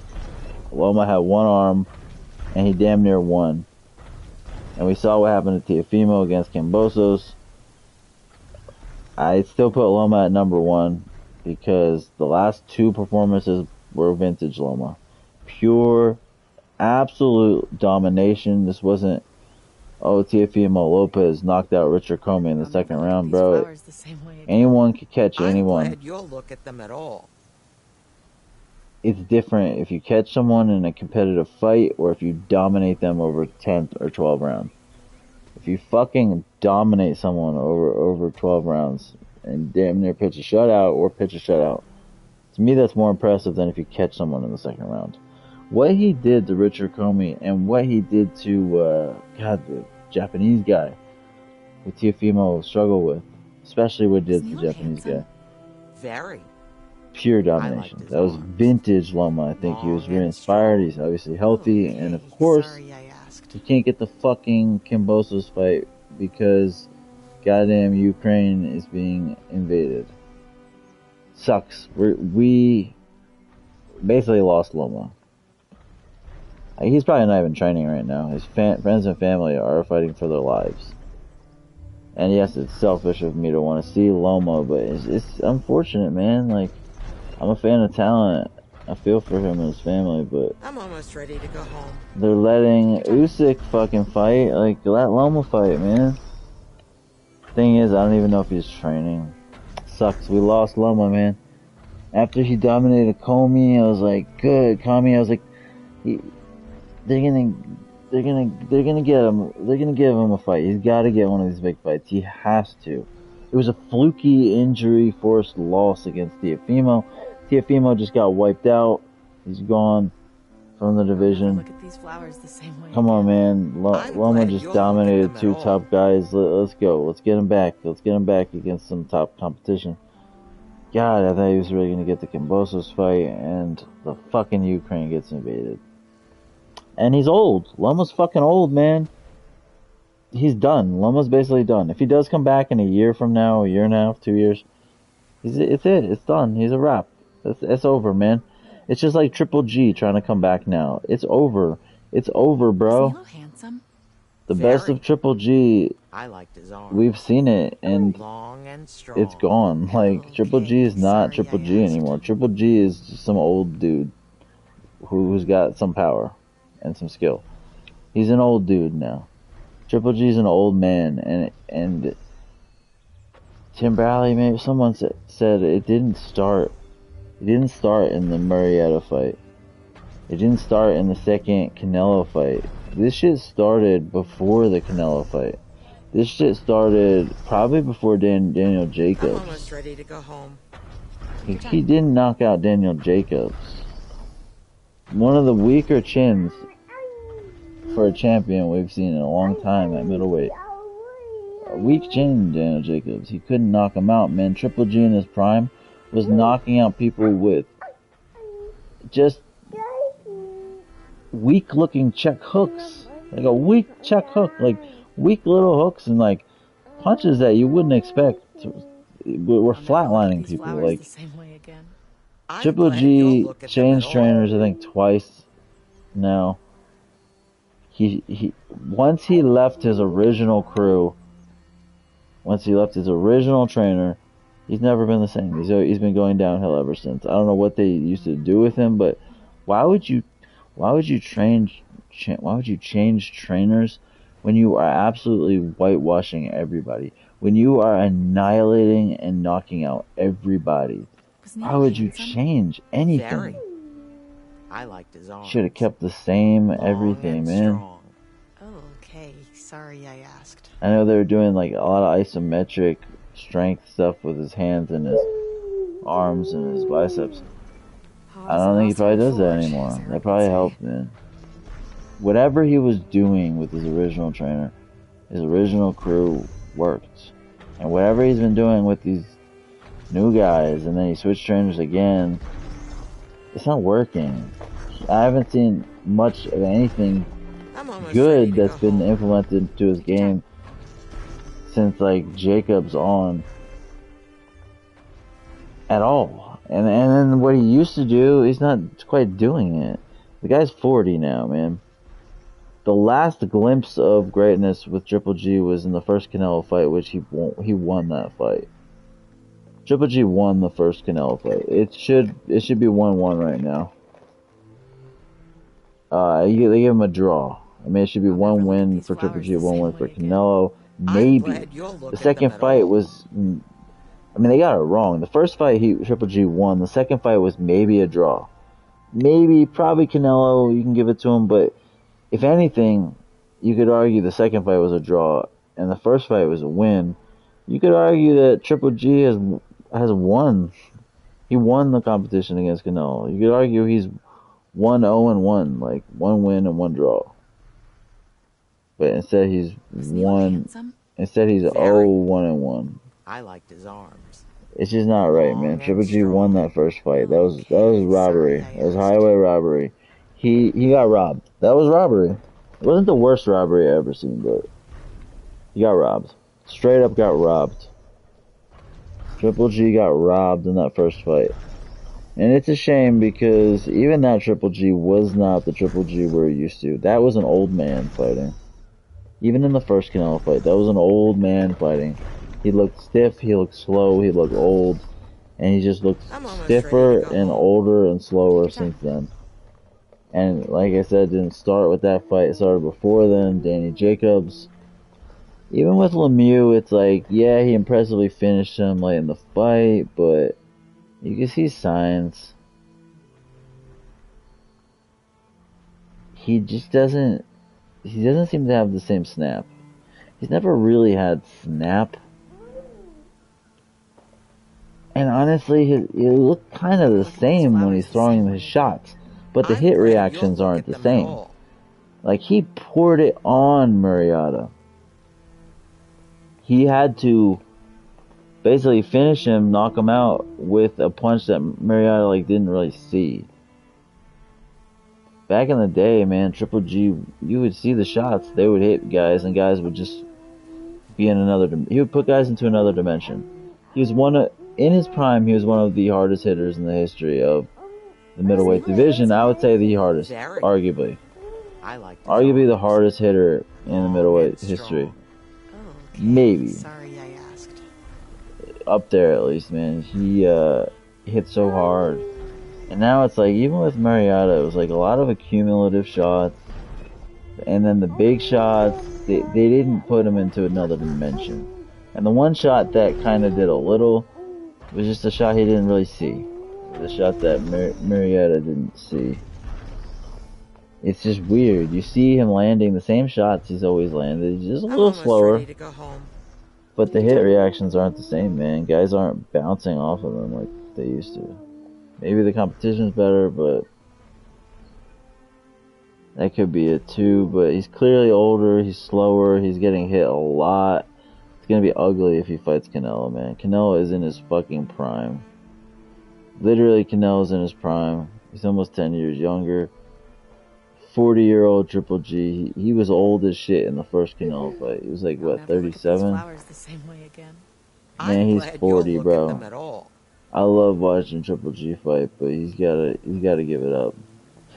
Unless he truly believes that he has the kryptonite for Canelo, which I don't know why he would believe that. What has he done that would show me he has the kryptonite for Canelo? He beat Canelo in the first fight, I think. But still, it was competitive. And the second fight was probably a draw, but maybe he lost on the scorecards he did. But even so, they were like very competitive fights. Why would he think he has the kryptonite? This wasn't like Mayweather Canelo, even though Canelo was like 22, 23, some shit like that. Younger even. Canelo was like a baby when he fought Mayweather, but still, it wasn't a domination. Like, I don't know why Triple G thinks he has the kryptonite. He has the key to open up Canelo. Like, what does that even mean? Like, bro, you don't have the power that you once had. Clearly you don't. You have one TKO in your last 3 fights. And then, was it 4 fights? Because was Danny Jacobs before that, or was it Lemieux? But it's like, even the TKO you have, it was a towel thrown in. The guy wasn't flatlined, he was just hurt. Like, bro, you're not even punching as hard. You didn't even really hurt Canelo at all in any of those fights. Like, you really didn't. You hit him hard. Especially that one shot to the side of the head when Canelo was against the ropes and then he shook his head afterwards. That shot puts everybody out. How did that fucking Canelo ate that, bro? Canelo's a freak. He's a freak of nature. Canelo's a freak. Like, I don't know if I've seen a chin that good. Maybe Triple G's. Like, Canelo's a freak, man. But, man, Triple G, like, what is he gonna do, dude? Like, what is he gonna do? What is he gonna do to Canelo? Canelo is literally getting better. Triple G is getting worse every fight, every year. I'm a way bigger Triple G fan. I just fear for him. Sorry I asked. I don't know when he thinks he's gonna win this fight and then get another fight. Like, how are you even gonna win the back and forth? Like, how are you gonna win the battle against Canelo? Like, technically on the scorecards, you're 0-1-1. So if you beat him all it does is tie it. You now have to beat him ready to go again home. to win the war. You have to beat Canelo twice in a row to win the war. Even though we all know he won the first fight, and it's even now. And if he beats him one time more, if he beats him in this next fight, he won the war. But it won't say that in the history books. It'll say it's even. I don't see him beating Canelo. Canelo's a freak. Canelo's beatable, but he's a freak, man. He's just getting better and stronger. His conditioning is as good as anybody in boxing right now. Maybe better. He might have the best conditioning out of anybody in boxing. I don't know. He might have the best conditioning in the history of boxing. The guy doesn't get tired. That's why he wears people. He doesn't wear people down. He really doesn't wear people down, and it's not even so much that Canelo dissects his opponents. He learns them, like Peter Yan. I don't even want to talk about that Peter Yan Aljamain fight. That was a, I don't know, man. Questionable decision and just sucks. Peter Yan fought like crap. Aljo got lucky. God, man. That should be another situation where it's 1-1, but of course it's not because of the knee. Aljo got dominated, and now, poor Peter Yan, man. Aljo got fucking dominated in the first fight. And because of a dumb decision and a bunch of acting. And because of a dumb mistake by Yan and a bunch of acting. He got the win for getting dominated. And then the second fight was basically a draw. Really, really close. And he gets the win. So now it's like, yeah, he's 2-0. And that's just so crazy to think he's 2-0. Take your time. When you can argue he hasn't beat him once, you know? But, it's sad. Sad for Yan. Yan made the mistake. And then he made the mistake to fight emotionally. So, all we can hope is that TJ Dillashaw rights the wrong. I know everybody's rooting against Aldo. Most people are. Aljo's not that good. He's a great wrestler and he was in the best condition of his life. And he employed an incredible strategy. And he squeaked out a victory. He's not that good. He's really not. He took advantage of Sandhagen, who was, weak. Where Sandhagen was weak is where Aljamain is the strongest. Aljamain is probably the best wrestler in the division. And he took advantage of that. And Sandhagen was one of the weakest at the time. Sandhagen's improved his wrestling, but so yeah, that was legit. And then Yan, it's like you can argue he hasn't beaten Yan once. Long and strong. But he squeaked it out after he was gifted the belt for getting dominated. He's lucky, man. And he can beat TJ because TJ's coming off knee surgery. He hasn't even trained yet since coming off knee surgery after coming off a 2-year layoff for drug suspension, in which he had double shoulder surgery. And now he's had knee surgery, just had the knee scoped out again. Like, motherfucker, you gonna give TJ a year and a half to heal and recover? They gave Aljamain a fucking year, they gave him like an extra fucking year, bro, to recover. Aljamain refused the rematch. He refused it. And he said he needed more time to recover from his neck surgery. They gave that dude so much time. I've never seen anyone get that much time. I can't recall anyone getting that much time to game plan for one person, to literally game plan and work your entire life for a year for one person. And then Peter Yan's fighting a killer in the meantime. Peter Yan has to fight a vastly improved Sandhagen in the meantime, who he doesn't match up well against. Yan's not a wrestler. He doesn't match up well against Sandhagen. Sandhagen's definitely an improved version. Very. The best Sandhagen we've seen. So he's got to fight Sandhagen in the meantime, while Aljamain is just training his ass off for a year to fight this guy, and they're giving him everything.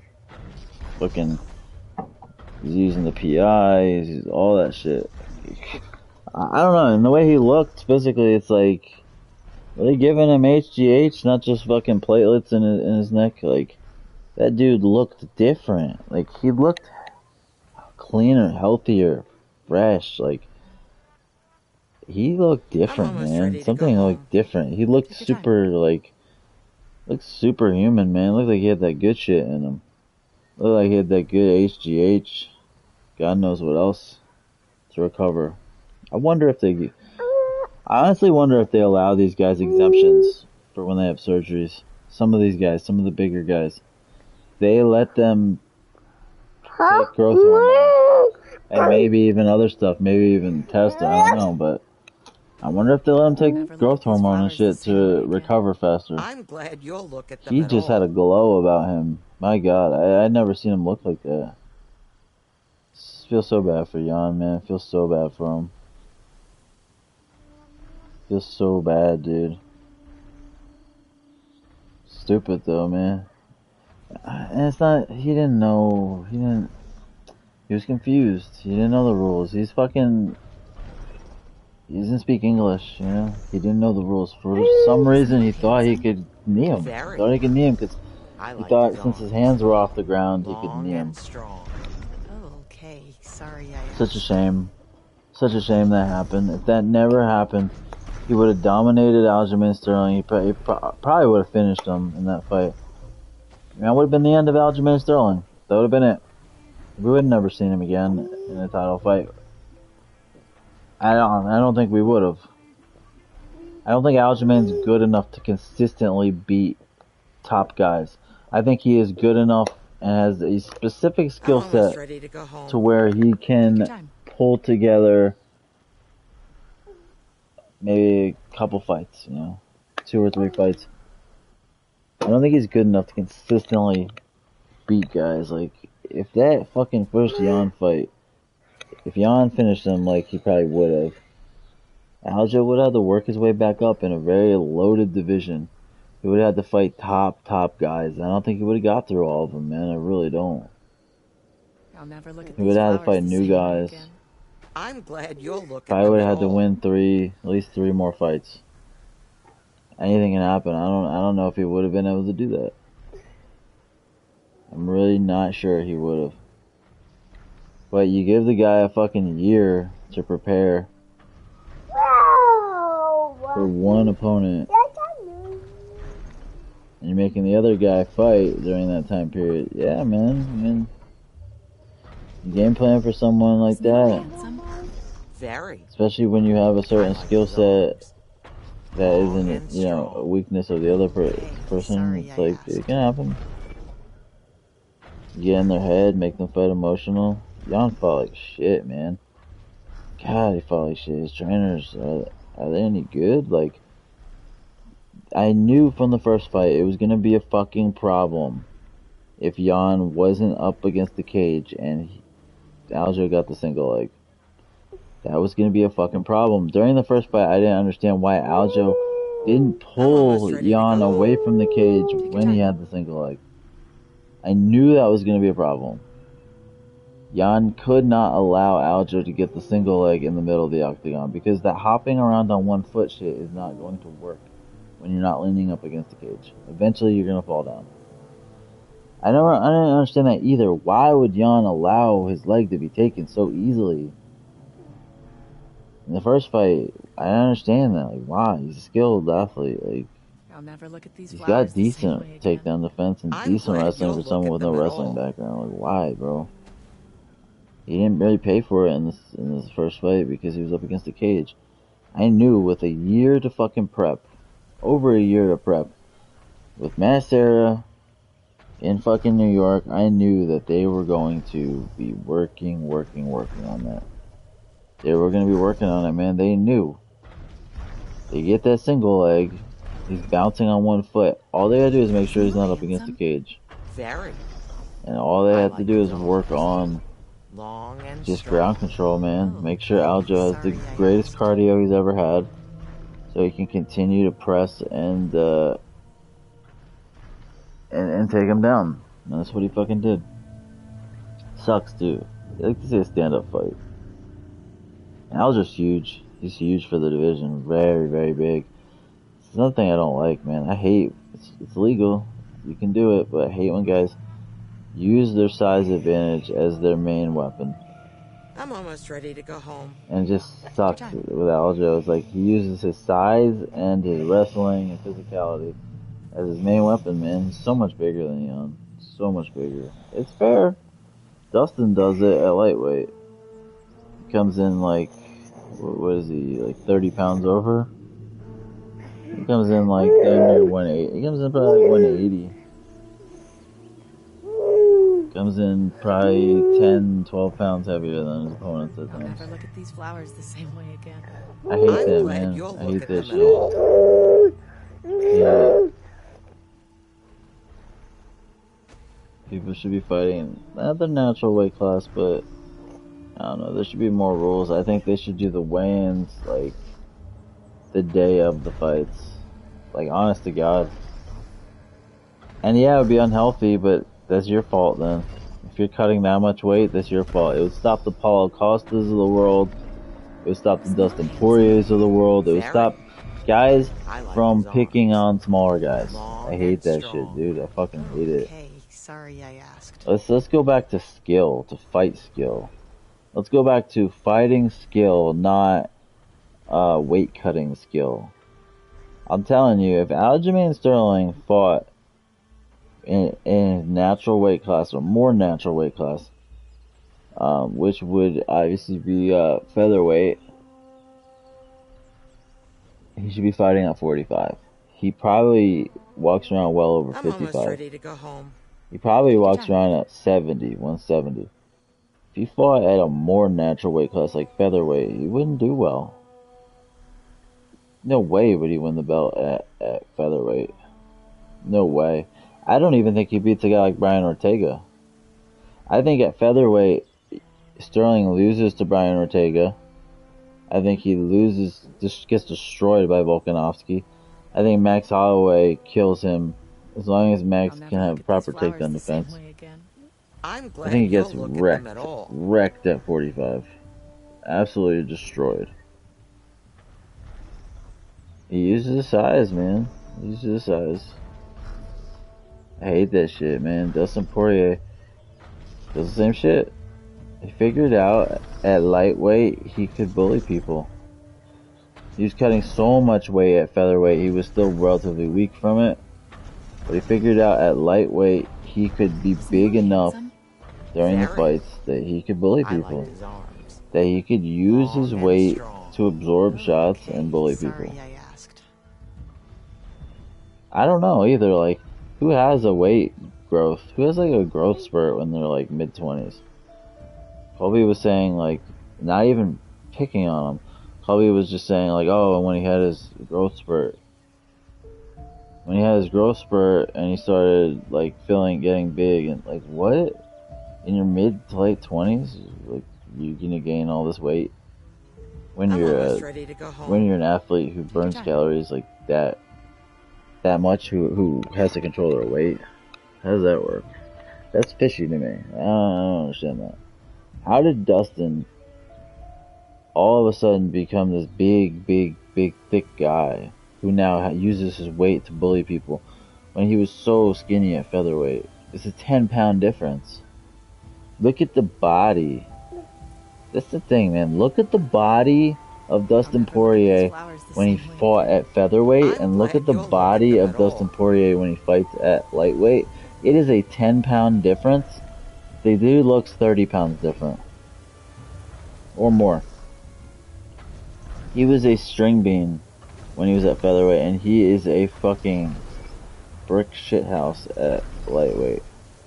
He is a thick dude at lightweight. How the fuck does that happen? It's a 10-pound difference. He looks 30 pounds different. Like, what is going on with that?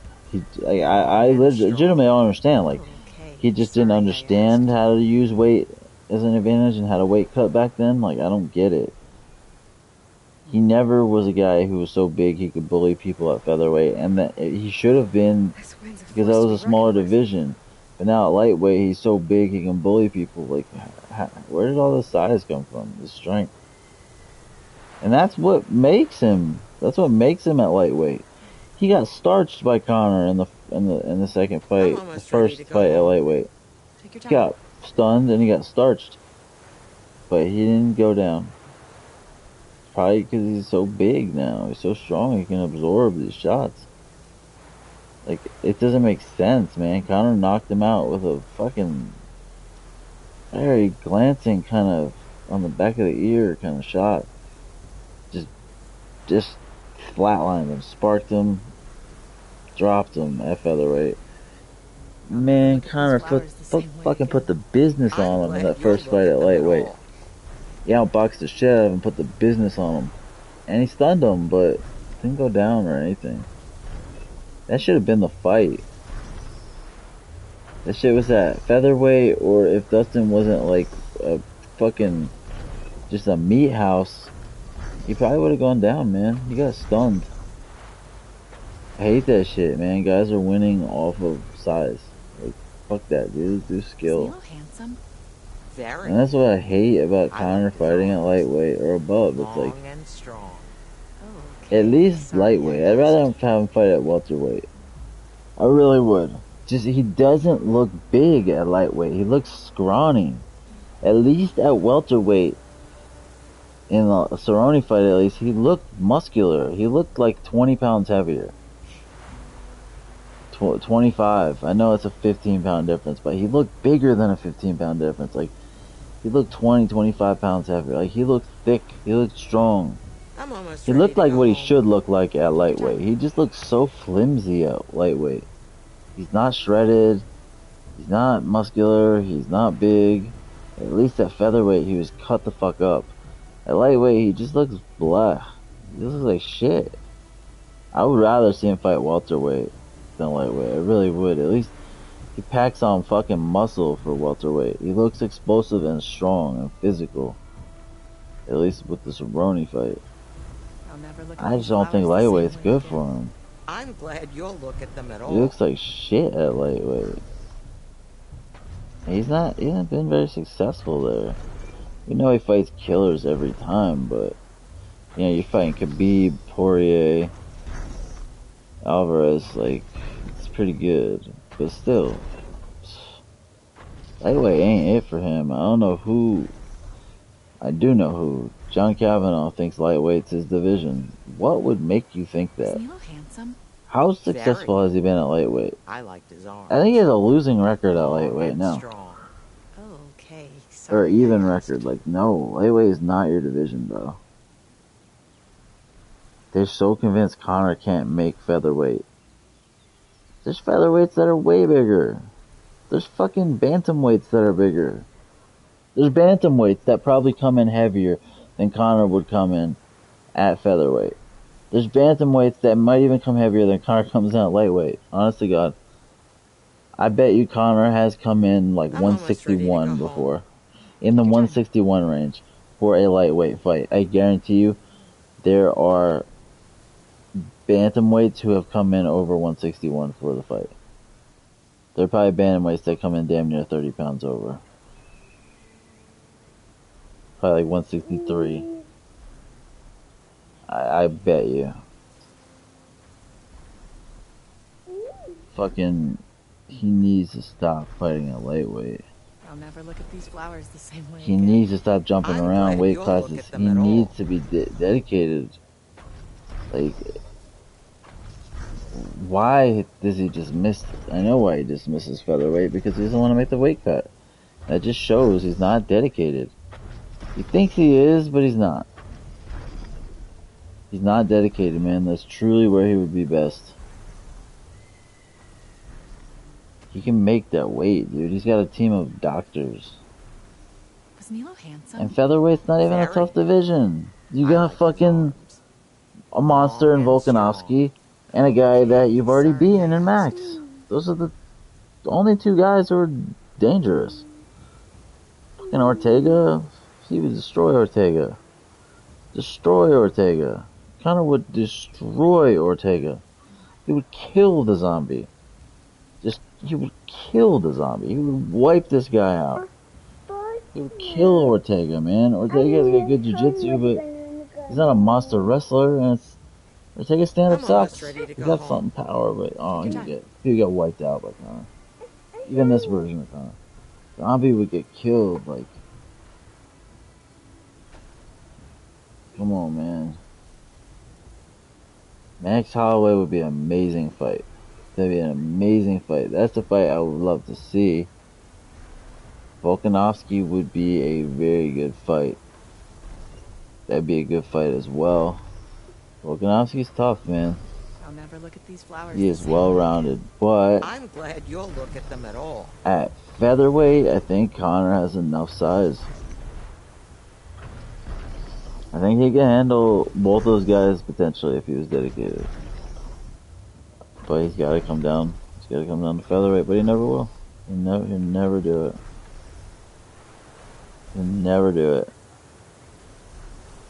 I honestly think he would have a better shot of beating Holloway and Volkanovski at featherweight than he would beating a Justin Gaethje or an Oliveira, maybe even a Michael Chandler or Islam. Like, bro, Islam and Gaethje are terrible fights for him. Terrible fights. I wouldn't have said Gaethje is a terrible fight before the Dustin fight rematches. I wouldn't. Everyone said Gaethje's a bad fight for him. I said, hell no, Gaethje's not a bad fight for him. Gaethje's got sloppy stand-up. He's slow. I mean, he's not slow, but he's got sloppy stand-up. He's overly aggressive. Connor's a great counter-striker. It's a tailor-made fight for Connor. Until we saw the susceptibility to getting kicked for calf kicks. Once we saw that weakness, then Gaethje's scary. Scary, because Gaethje's got some of the hardest kicks in the division. Pound for pound, some of the hardest kicks in MMA. Once we saw the leg go from Connor, it's like Gaethje's now scary because Gaethje can kick your fucking legs off. And Connor has a fucking titanium rebuilt leg, so Gaethje is now scary. Islam is scarier. Islam is a Khabib prototype. Was Milo handsome? Connor's body is not built for wrestling. He is like a fucking spider. Long and strong. He's all limbs. He's all fucking limbs, man. He's all limbs. He's not upper. He doesn't have a long, strong upper body. It's long torso. It doesn't have that. A lot of these great wrestlers have a long, strong torso. Look at fucking Hamza Chimaev. He's all torso, man. Even Khabib, just very thick torso. Very thick back, thick stomach, thick torso. Ready to go home. Wide body, thick torso. Connor is just like a fucking spider, man. He's just got long ass arms and shit. Doesn't have much torso. He's not built for wrestling, man. No matter how much he trains it, he'll never be built for it. Islam would do exactly what Khabib did to him. He'd have a better shot against Islam because Islam's not as good as Khabib. Islam doesn't have great stand-up. But I mean, I really think Connor's been wrestling that much. And he's hurt with his leg. Is he ever gonna move the same? Like, man, Islam would fucking eat his lunch. Islam would eat his lunch. Gaethje would be scary because of the kicks. If he could nullify the kicks, if he could stop the kicks, he could beat Gaethje. Even now, he could really beat Gaethje. Unless the leg is so fucked. If he never comes back the same, then no. But I mean, if he could stop the kicks, he could beat Gaethje. But Gaethje kicks so fucking hard. I liked his arms. It's too scary. It's too scary a fight for him. And Gaethje's gonna beat Oliveira.